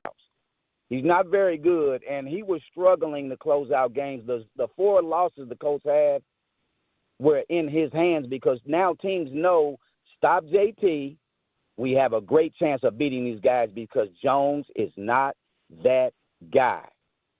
and you have a great chance of beating them with Jones behind the center. I think even that's before fair. He was hurt. Theo, I think it's fair to say this. Saying he's a system quarterback might be selling him short, but he is a quarterback that needs playmakers around him, and he is a good facilitator towards getting the ball to those playmakers, but he is not himself a guy that's necessarily going to go out and make the play. Does that make sense? It makes perfect sense, and we need that guy because teams are going to close out on JT and try to stop him, and that's just a no-brainer, especially we have these big defenses coming up. But I want to ask you this, and I'm going to get off. If by looking at what you're looking at today in Jones, would you extend Jones to a long-term contract? No. Based on what you're seeing? No, and here's the thing, Theo. Great point. I appreciate the call. Call anytime. Would I extend him? Yes, because I don't know. What are your options? You're not going to draft a quarterback now. You can't draft one in the first round this year. You can't draft one in the first round next year. And even that, as we saw – the last time he did that, how'd that work out? That guy's all but forgotten, and I realize he's been hurt, and I feel bad for Anthony Richardson in that regard, but they've turned that page. So I would say you kick the can. They kicked the can with Phillip Rivers. They kicked the can with Carson Wentz. That didn't work out. They kicked the can with Matt Ryan, and now you're drop kicking the can. You're getting a little more out of it, but I would go 2 years on Jones and see if you can't right the ship. I think they're probably in the boat now, Jake, with the way he's played lately, is franchise tag. And be like, hey. Well, that's probably the exact answer, Yeah. yes. The franchise tag is probably exactly right, and you buy yourself another year out of it. Randy, before we get to Ralph Reef, what's up, Randy? What's up? I just want to go back to old school, run the damn ball. You got the number one running back in the whole NFL, and I told all my friends before Sunday, if they run JT at least 25 times, we win the game. If they run him less than 25 times a game for the game, then we lose. They ran him 21 times. He had 85 yards. The extra 5 or 6, 7 yards carries, then that would have been the game changer. I don't understand why. No, I don't know what you're saving him for because you're not going to make the playoffs. What are you saving him for? Running 25, 30 times a game. Because he is a home run hitter, right? I mean, you've got to get – He is the game changer for the Colts. He's the number one player on the whole team. I don't understand why you're not running him 25, 30 times. Randy, you sound like a fun guy. Do you go to the games or do you just hang out with buddies to watch the games? No, I just hang out with buddies and watch it. But I know. Can I invite myself to hang out to a game sometime with you and watch a game with you? You sound like you'd be a fun guy. Yeah. Well, I was screaming it, run Jonathan Taylor, run Jonathan Taylor, run Jonathan Randy, Taylor. real quick, before we get to Ralph Reef, can you do me a favor? I need, and I want you to, now keep it clean, no profanity here. I want you to reenact for me. You're watching the television, they show Shane Steichen, and you're wanting them to run Jonathan Taylor, and you're yelling at the screen. Now, can you reenact for me real quick? I want the Randy Best from deep down within the lungs, the most vociferous demand of running the football with Jonathan Taylor as you would yell it to your buddies in the screen on the count of 3. You ready, Randy? Are you ready to reenact it? All right, here we go. 1, 2, 3. Run the damn ball. Run Jonathan Taylor. There we go. All right, see? That's the passion I need. Randy, that's what I need. Hand me another Surfside. Let's go, right? I love it. Joining us now on the Java House Peel and Pour guest line. Of course, you hear him on this show with regular occasion, and it's always an informative conversation. Ralph Reef is the foremost leader in Indianapolis when it comes to athletic training, and joining me now, ralphreif.com, his website. That's REIFF. Ralph, let's get right to this. When I saw Sauce Gardner go down, and I want to be very specific and also give the disclaimer that we always give, you are not specifically the athletic trainer for Sauce Gardner. You're not looking at specifically his example, so we're speaking in generalities. But when I saw it, my eye immediately looked over to the corner of the end zone where I'm seeing Tyrese Halliburton there, and I'm getting flashbacks in my mind because Halliburton was a calf strain, And then obviously we saw that facilitate itself or grow itself into the Achilles. And I don't know if that's isolated. I don't know if one lends itself to the other. And I want to get into all of that. But let's begin with the Sauce Gardner injury. When you saw it and then you heard calf strain, more often than not, that means what probably took place?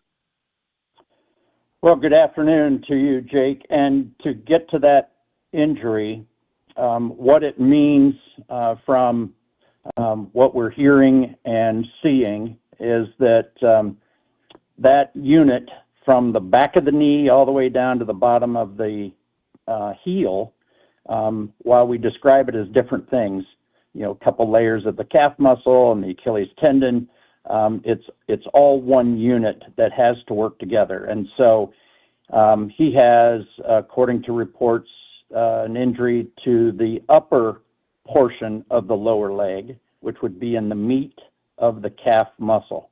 And so when I saw it, it was, let's wait and see, right? Because they're all a little bit different. And but from reports and there were some very things that raised a red flag for me was what he said about what he felt. And if I'm not mistaken, and I'm paraphrasing here, Ralph, he basically said that he felt like a heat. Is that right? Like a warmth in the back of the leg, or like what exactly? What jumped out at the ears of Ralph Reef? Yeah, he said, I felt like I got shot in the back of the leg.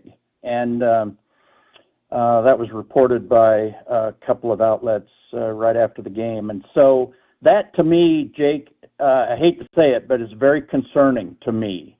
It is a very common statement that people make when the lower leg is injured. And oftentimes people will turn around and look and say, hey, who kicked me or who hit me? Yep. It might happen on the golf course. I've seen it in a couple of football and basketball officials running on the sideline during games where all of a sudden they'll stop and really question who kicked them. And so from that, I'm going to assume he has a significant tear to the calf muscle from that statement, and also the fact that I think somebody within the media reported that it was a high-grade injury. And so high-grade is also muscle fibers have been torn. You get this feeling of, hey, I got kicked, somebody hit me with a golf club, I felt like I got shot. It's because that whole structure is under such great tension. And you were right, earlier in your show you talked about backpedaling and so forth. And yeah, that motion up and down of the ankle, push off and landing and so forth, that calf structure, the Achilles tendon, is always under tension. And when that is released, it pops. Ralph, I'm going to ask I'm almost embarrassed because it's such a dumb question here, okay? But it would be my assumption that the human body is designed, it's a machine, right? And it is designed, but the machine is to move a certain way, which is more often than not forward. And now you have a player like Sauce Gardner whose job primarily is to run backward. Does that compromise the way that the machine operates, or would his muscles be programmed through the workouts that he's done to be able to withstand the trauma of moving backwards versus forward, or is that something that is constantly unnatural to the body, no matter how natural you try to make it? So I'll counter you a little bit and say it's not uncommon for athletes that run backwards, okay? So particularly at the elite level, they've been doing it all their lives, right? And if you go watch a football practice, whether it's at Warren Central High School or University of Indianapolis or with the Colts, your defensive backs and linebackers are going to do a lot of backpedaling drill. And so, yes, the muscle structures, the neuromuscular system gets accustomed to that. And so it's not an unusual movement. Okay. So therefore, in his situation, it's not like the human body is saying, well, what do you expect? You're asking me to do the opposite of what I'm programmed to do. It can be programmed to do it that way, right? So that's correct. Okay. Now, having said that, the one area in this town, Ralph, as you know, Ralph Reef is my guest, by the way, Reef Executive Performance Solutions, the organization, ralphreef.com, REIFF.com is the website. The reality is, I want to go back to, and I hate doing it, Ralph, but it's familiarity for us. When Tyrese Halliburton had his calf strain, that's what it was initially, and we knew. And I totally understand why the Pacers and Halliburton and everybody else was out there in Game 7. I mean, we all understand that. The Achilles that we saw from Tyrese Halliburton that then sidelined him for, say, a year, is that an issue that increases in probability coming off of a calf strain?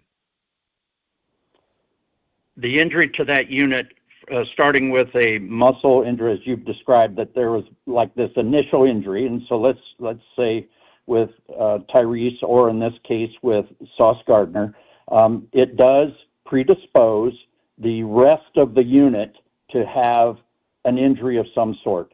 So the rest of that unit on the back side of the lower leg includes the Achilles tendon. And so when you have a disruption to the normal function of the upper portion of the lower leg, the lower portion takes on more of that responsibility. And I believe in the Ralph Reef world of thought that load eventually exceeds capability. If you were looking at, and I want to speak again in generality here, Ralph, okay? And I know that every body is different. Every muscle is different. Every reaction is different. More often than not, when you hear calf strain, in your vast experience as an athletic trainer, that lends you to believe what amount of time frame, generically speaking, is a probable expectation that a player or an athlete needs to rest and recover and not put himself back on the field. Well, I'm a big fan of biology, and it's been proven over and over again, research, all those things, that 21 days from the onset of the injury, the body needs 21 days as a middle of the bell curve to heal. And so 3 weeks, let's assume nothing else is wrong. Let's assume that now we're speaking in terms of Sauce Gardner, who's an elite athlete. He's young. He's relatively healthy, and he has the best professionals in the world at his disposal. And so I would doubt very much if this exceeds into the 3rd week. So I think that if, and of course I'm stacking up all my ifs, right? If it's a tear of the upper portion of the calf muscle, and based on everything we're hearing and reading, and then if he's fully protected and gets all kinds of, we talked about stem cells a few weeks ago and all that kind of stuff. So there's different products, different programming, different treatments that can be used to fool the biology and speed it up a little bit. And so no more than 3 weeks, in my opinion. But we never know, right? Okay, so I'm going to go back to, and Kenny Moore, Eddie points out, had the same, he had a calf strain, missed 3 weeks. I mean, to that point, right on target there. Right? Yep. Right. But I want to go back to when you said that his description was of concern to you. Is that because you believe that description could, in fact, be more than just a calf? No. It just tells me that it's not a bump in the road. This is a significant muscle injury that needs attention. Okay. Now, Ralph, the other big question mark for the Colts is obviously that of Daniel Jones. And I think the average person, myself included, like I had somebody yesterday that said to me, like, how in the world is this guy playing with a broken leg? And I'm like, well, he has a fracture in his fibula, which, as I understand it, could simply be that he has and I know this sounds incredibly but a flake of the bone that broke off in the fibula, whatever it might be. When you heard that injury, that typically would mean what? And can that also be one that then becomes a bigger issue? Yeah, so let's. I'm going to talk to you a little bit about the role of the fibula in the lower leg. So you got two big bones below the knee. The knee joint is made up by the surface of the tibia, which is the really big bone in the lower leg. And so when you reach down, which is the shin? Like when you know what I mean? Exactly right. That's where I was going. The shin bone is the tibia. Okay, that's gotcha. the big bone. Okay. Yeah. Riding along in the sidecar of the motorcycle, the sidecar is the fibula. All right, and the fibula is attaches at the bottom. It creates that outside of the ankle, but at the top, it sort of floats. All right, and so the fibula, its primary purpose is it's a control box, if you will. It's sort of a junction box, if you think electronically. So the fibula only takes about 15% of the body weight when you're standing on it. The tibia does all the work. What the fibula does, and so there are lots of athletes who participate with some injury to their fibula. The one that immediately comes to my mind, and no one would remember this unless you're a track and field fan, but Manio Mitchell ran the 4x400 relay in the London Olympics in 2012 with a fractured fibula. And he was actually mentioned in Obama's speech after the Olympics for the team. But Manio ran that complete race with a known fibular fracture. So for our quarterback to be out there, not surprised. Here's why he can't move. In between the fibula and the tibia is a web of tissue. And that web of tissue is called the interosseous membrane.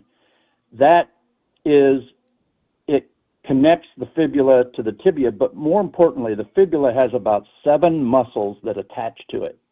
So it's like a differential gear in a car. When you go around a turn, the differential sort of sways the torque from the inside to the outside wheels and so forth. That's what the interosseous membrane does. It serves as the differential of allowing torque to either go through the fibula or go through the tibia, what muscles in the foot that control the action of the ankle. And so for him to follow through and really push off that left leg or to make a rotation, a spin out of a tackle, it's excruciating discomfort. Not so much from the fracture, but because the interosseous membrane has been injured as well, and it has like zero blood flow through it, so it heals really, really slow. But I would say that most of his pain and his lack of ability to be agile at the level that we saw him earlier pre-injury is because of the discomfort and the fact then that your neurologic system just goes ballistic crazy. It can't figure out how to compensate and make everything work and feel good. And at so, the Ralph, same time. Hopefully that's not too complicated. No, it's great info. And so the question would be for Daniel Jones, would this, when you mentioned like the excruciating pain that comes with it, and maybe it is simply pain more than it is danger, right? But so would that most likely present itself when he's trying to cut and redirect, or when he is simply trying to straight line run and get away from something? How about every time he stands on his tiptoes? Okay. Right? So every time he lifts his heel and gets into plantar flexion or he's on the ball of his foot, that interosseous membrane is screaming. It's just, yeah. So then when you add in the torque of rotation or quick movements that his brain is saying, hey, I need to do this, and his leg's not following along. And so, I mean, we can see it with our naked eye on TV or in person. So imagine the slowness that his body is responding to the signal from the brain just because of probably what is a somewhat minor crack in the fibula just disrupts that interosseous membrane, and thus you've sort of got a flat-footed quarterback. You know, I figured this out, Ralph, over this conversation. Ralph Reef, my guest, Java House Peel and Pour guest line. When it comes to the makeup of this program, what I've figured out, Eddie is the tibia. He's the guy doing all the work. He's the big front structure. I'm just the fibula. I'm just the ride-along guy. I'm there to basically just kind of ride along in the sidecar. However, I can be a huge pain. That's basically what we've gotten at here, right? I think you've encapsulated it very well. I think he's close. He's not on the right track. I'm the heartbeat of this operation here. Come on. Well, but when it comes to the leg, you're the tibia, right? No, Jake, I'm the most important muscle in the body. What is the most important muscle in the body? That would be the heart, would it not, Ralph? It is in my body, yes. Okay, well, there you go. So, Eddie, I guess that's right. If you're the most important, then you are the heart. Ralph, lastly, I'm looking right here at ralphreef.com, right? And I'm looking at your photo. It looks like you might have been in London or Toronto or something on the photo that was taken of you. And then listening to your voice, and it dawned on me this. Do you ever find that when you're at Java House or anywhere else and you're just out in public, that people just want to come up and talk to you? Because you just have this folksy presentation. Like your entire appearance and persona is that of just like this super nice dude. Can people just tell that about you, that you're a super nice dude, and they come up and just start talking to you?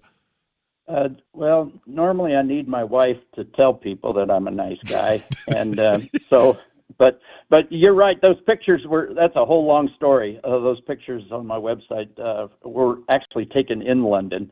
Long story. We won't get into it, but it was a lot of fun. And Java House, man, I bought some of the iced tea pods last week. Get ready for Thanksgiving. Oh, yeah. I'm out of them already. Okay. Well, I'll tell you what, the mango black tea is outstanding. So, too, just the regular black tea. And then the peach. Don't even get me started on the peach tea. Fantastic. Eddie keeps stealing mine. Yeah. So, yeah. But I hope you had a good Thanksgiving. Even without the iced tea that you short sold or short bought, I hope you did have a good Thanksgiving, Ralph. Yeah, we had an excellent time. Thank you very much. Appreciate it as always, Ralph. And like I said, I'm sure injuries will continue to pop up. And if that's the case, we would love to have you back on. But I appreciate the time as always. My pleasure. Ralph Reef joining me again. RalphReef.com, Reef Executive Performance Solutions on the Java House Peel and Pour guest line. All right, we'll come back. We'll tell you about what is taking place tonight that does not have to do with fibulas, tibulas, or heartbeats. Next.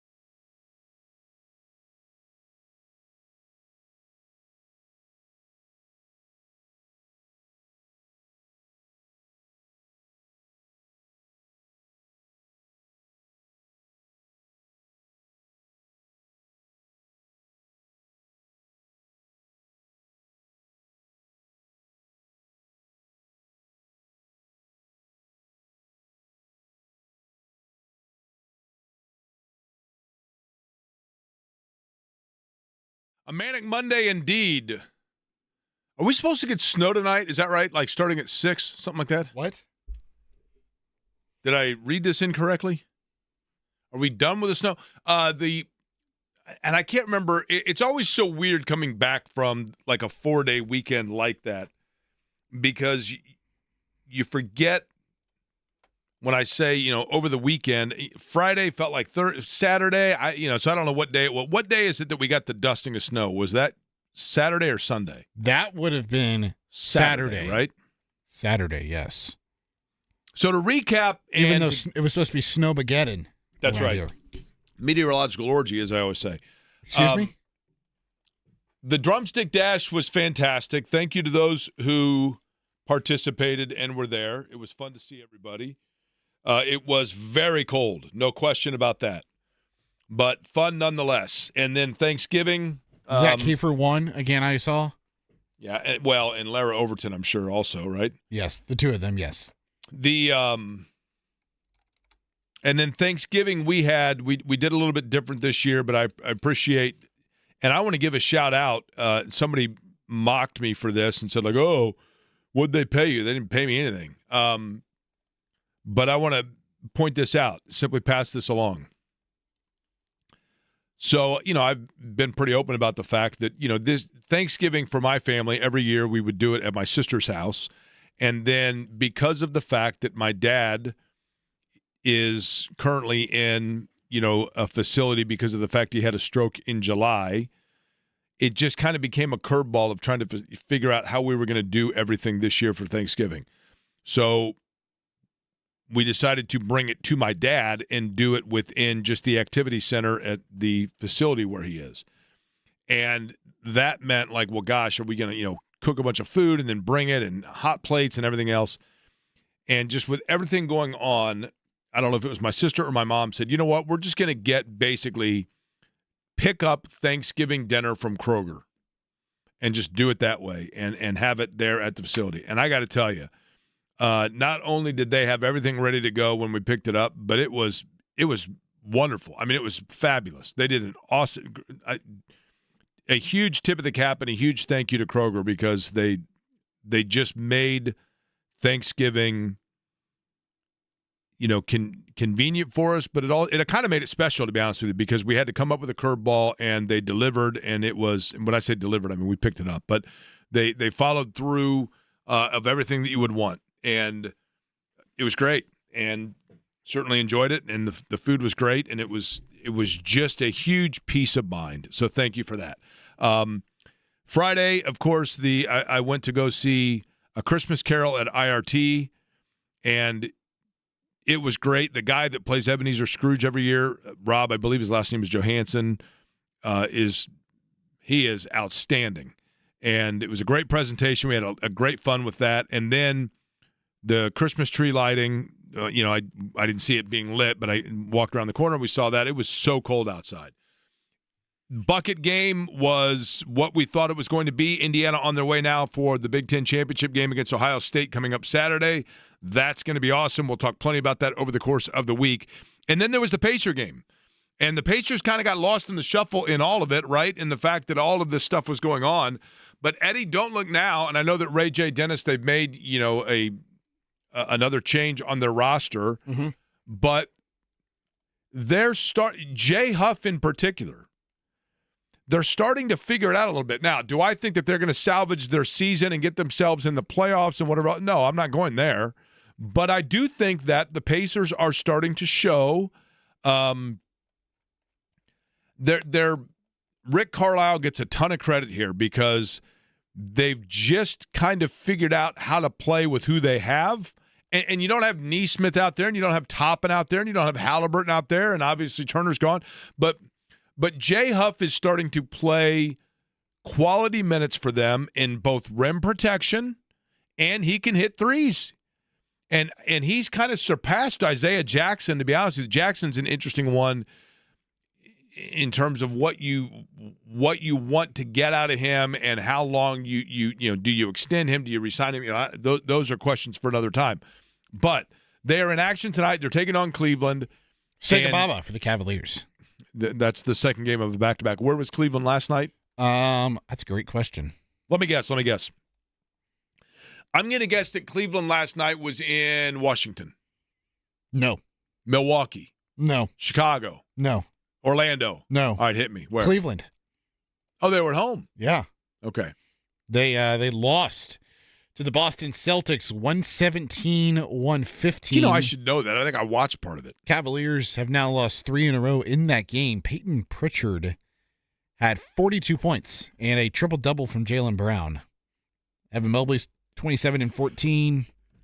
Mitchell struggled last night. 18 points. Yeah. I mean, beating Chicago is a decent win, right? Although Chicago has been so fickle. Yeah, I mean, Chicago's up and down, right? They started 6-1, and then they've now lost to the Pacers. I believe they also lost to the Pelicans and the Wizards. They've got Brooklyn on Wednesday. Brooklyn. Yeah, they got the 4 worst teams in the NBA, and they're potentially losing to all 4. I have an ever-evolving answer for the question that's one of my most common questions regarding the association, as we call it. And I will ask that of you and see if you jive with me on my answer. And we will also do the crossover and the handoff to John, find out what he's got lined up on this manic Monday, as we talked about, with a lot going on. And it was not a good day yesterday for the Colts. But John will join us. We'll find out what he's got going on. We'll do it next.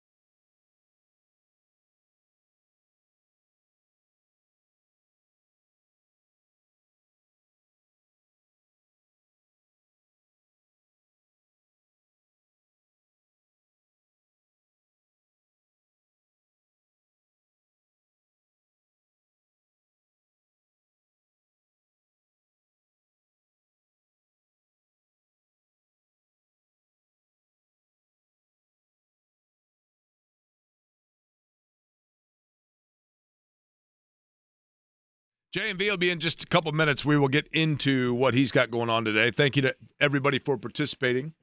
Also, to those of you who sent in texts at 239-1070 or at my phone number, 317-523-9288. 317-523-9288. I understand people's frustration with the officiating yesterday, but I do think that people are realistic about the fact that they still, there are a lot of things where they cost themselves. I thought the play calling was one of them again. Jake, with all this talk of the Jones injury, did anyone ever say how Jones' injury occurred? That from Matt. No, I think that might be one of them where they don't know specifically. I don't know that there was any one moment. There was some thought that it was during practice, right? I'm sure they know when it happened. They're just not telling anybody when exactly it happened. They're being very, I don't know, close to the vest. Coy, thank you. Okay, here's my question for you as I was watching the NBA the other day. Okay. Give me and I ask this a lot, and it's an ever-evolving answer. But I have a late comer to the party on my thought on this. Okay. What's the most obscure franchise in the NBA in 2025? This season in 2025. The one that you just never hear about. It's a good one. Like if the NBA came to you and said, Eddie, you've been a really good supporter of our league. Mm-hmm. So we're going to reward you with a franchise. We're going to give you a franchise. You're going to be the owner of an NBA franchise. And you get super giddy about it. You're excited about it. Obviously, right? Who wouldn't want to be a franchise owner? And then they tell you the franchise. Governor. What's the one where you'd be like, really? That's the franchise I get? I mean, am I going to sell any merchandise? I'm never on television? Okay. I don't even know that I find the market viable. Which franchise would make you feel that way? I think it's a Western Conference team, the first one that comes to mind. I don't know about you. The Utah Jazz. Okay. Fair. I mean, I'm still old enough that I think of the Utah Jazz as... But you're saying right now, the most obscure team. In 2025. I mean, yeah. Utah's up there. For sure, Utah's up there. No question, Utah's a good answer. I'm going... Do you want to guess my guess? I'd say the New Orleans Pelicans. Bingo. That's it. I mean, I know that Zion Williamson is at least in terms of what he could be, like a star, but I feel like people are kind of over him at this point. But you just never, they seem star-crossed, right? And even when you see it on the schedule, you're like, oh, yeah, I forgot there's a team down there, right? You know what I mean? I think they forget they have a team down there. I mean, you forget that. Now, let me ask you this. I think I know this correctly. If you were a season ticket holder for the Charlotte Bobcats and you kept your tickets throughout, what franchise would you currently be a season ticket holder for? If you were the Charlotte Bobcats? If you were an original Charlotte Bobcats season ticket holder and you kept your tickets throughout, what franchise would you currently be a season ticket holder for? Would it not be the Hornets? No. I don't think. I think I'm correct in this. Isn't it the Pelicans? Didn't the Charlotte Bobcats become then the Charlotte Hornets, and then they moved to New Orleans and were the New Orleans Hornets for like a year before they changed to the Pelicans? And then the city of Charlotte got an expansion, and that was the Hornets? Am I correct in that? Am I way off base? Like, I know this. If you were a season ticket holder for the Buffalo Braves, you would now be a season ticket holder for the Los Angeles Clippers because they went from the Buffalo Braves to the San Diego Clippers to the Los Angeles Clippers. Are you looking right now? Shortly after relocation of the team to New Orleans, as a part of the deal, the city of Charlotte, as well as to avoid a Cleveland Browns-like lawsuit, the NBA promised that Charlotte would get a new expansion franchise. Consequently, the NBA opened itself to the possibility of adding in a replacement team in Charlotte for the 2004-2005 season. So the Hornets that are in Charlotte right now are totally separate from the Bobcats. The Bobcats became the New Orleans Hornets and then the New Orleans Pelicans, correct? And that JMV just walked in. Is that right, John? Well, yeah. The New Orleans Pelicans. Right. Are they originally the Charlotte Bobcats? They are. Yes. So the Bobcats, but then the Bobcats became the Hornets, right, for a brief time? And then was it Bob, who was the Bob that was the Bobcats owner? The BET guy. Correct. Yeah. Correct. That's why they were called the Bobcats. Yes. Then they changed it to Hornets, moved to New Orleans, right? Gave up Hornets, and then took New the Orleans. Pelicans. Correct. And Charlotte got a new team called the Hornets. And they'll be in Seattle here in about how long are they going? They'll be in Seattle here soon, right? It certainly feels that way, right? Yeah. Or Vegas. Right? Yeah. Or Vegas. What's up with you over there?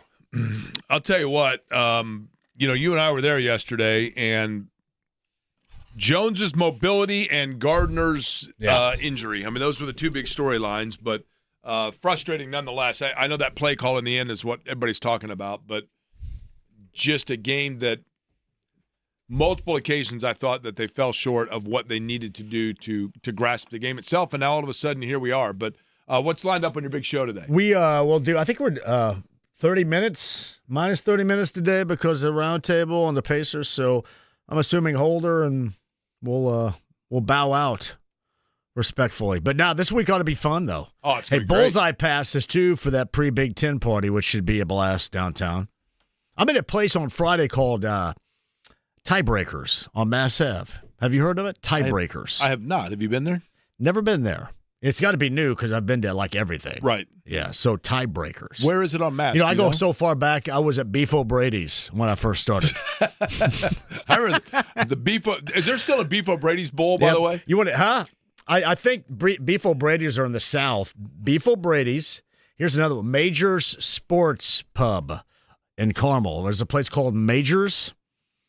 How about Mud Socks? Majors is still there, right? 146.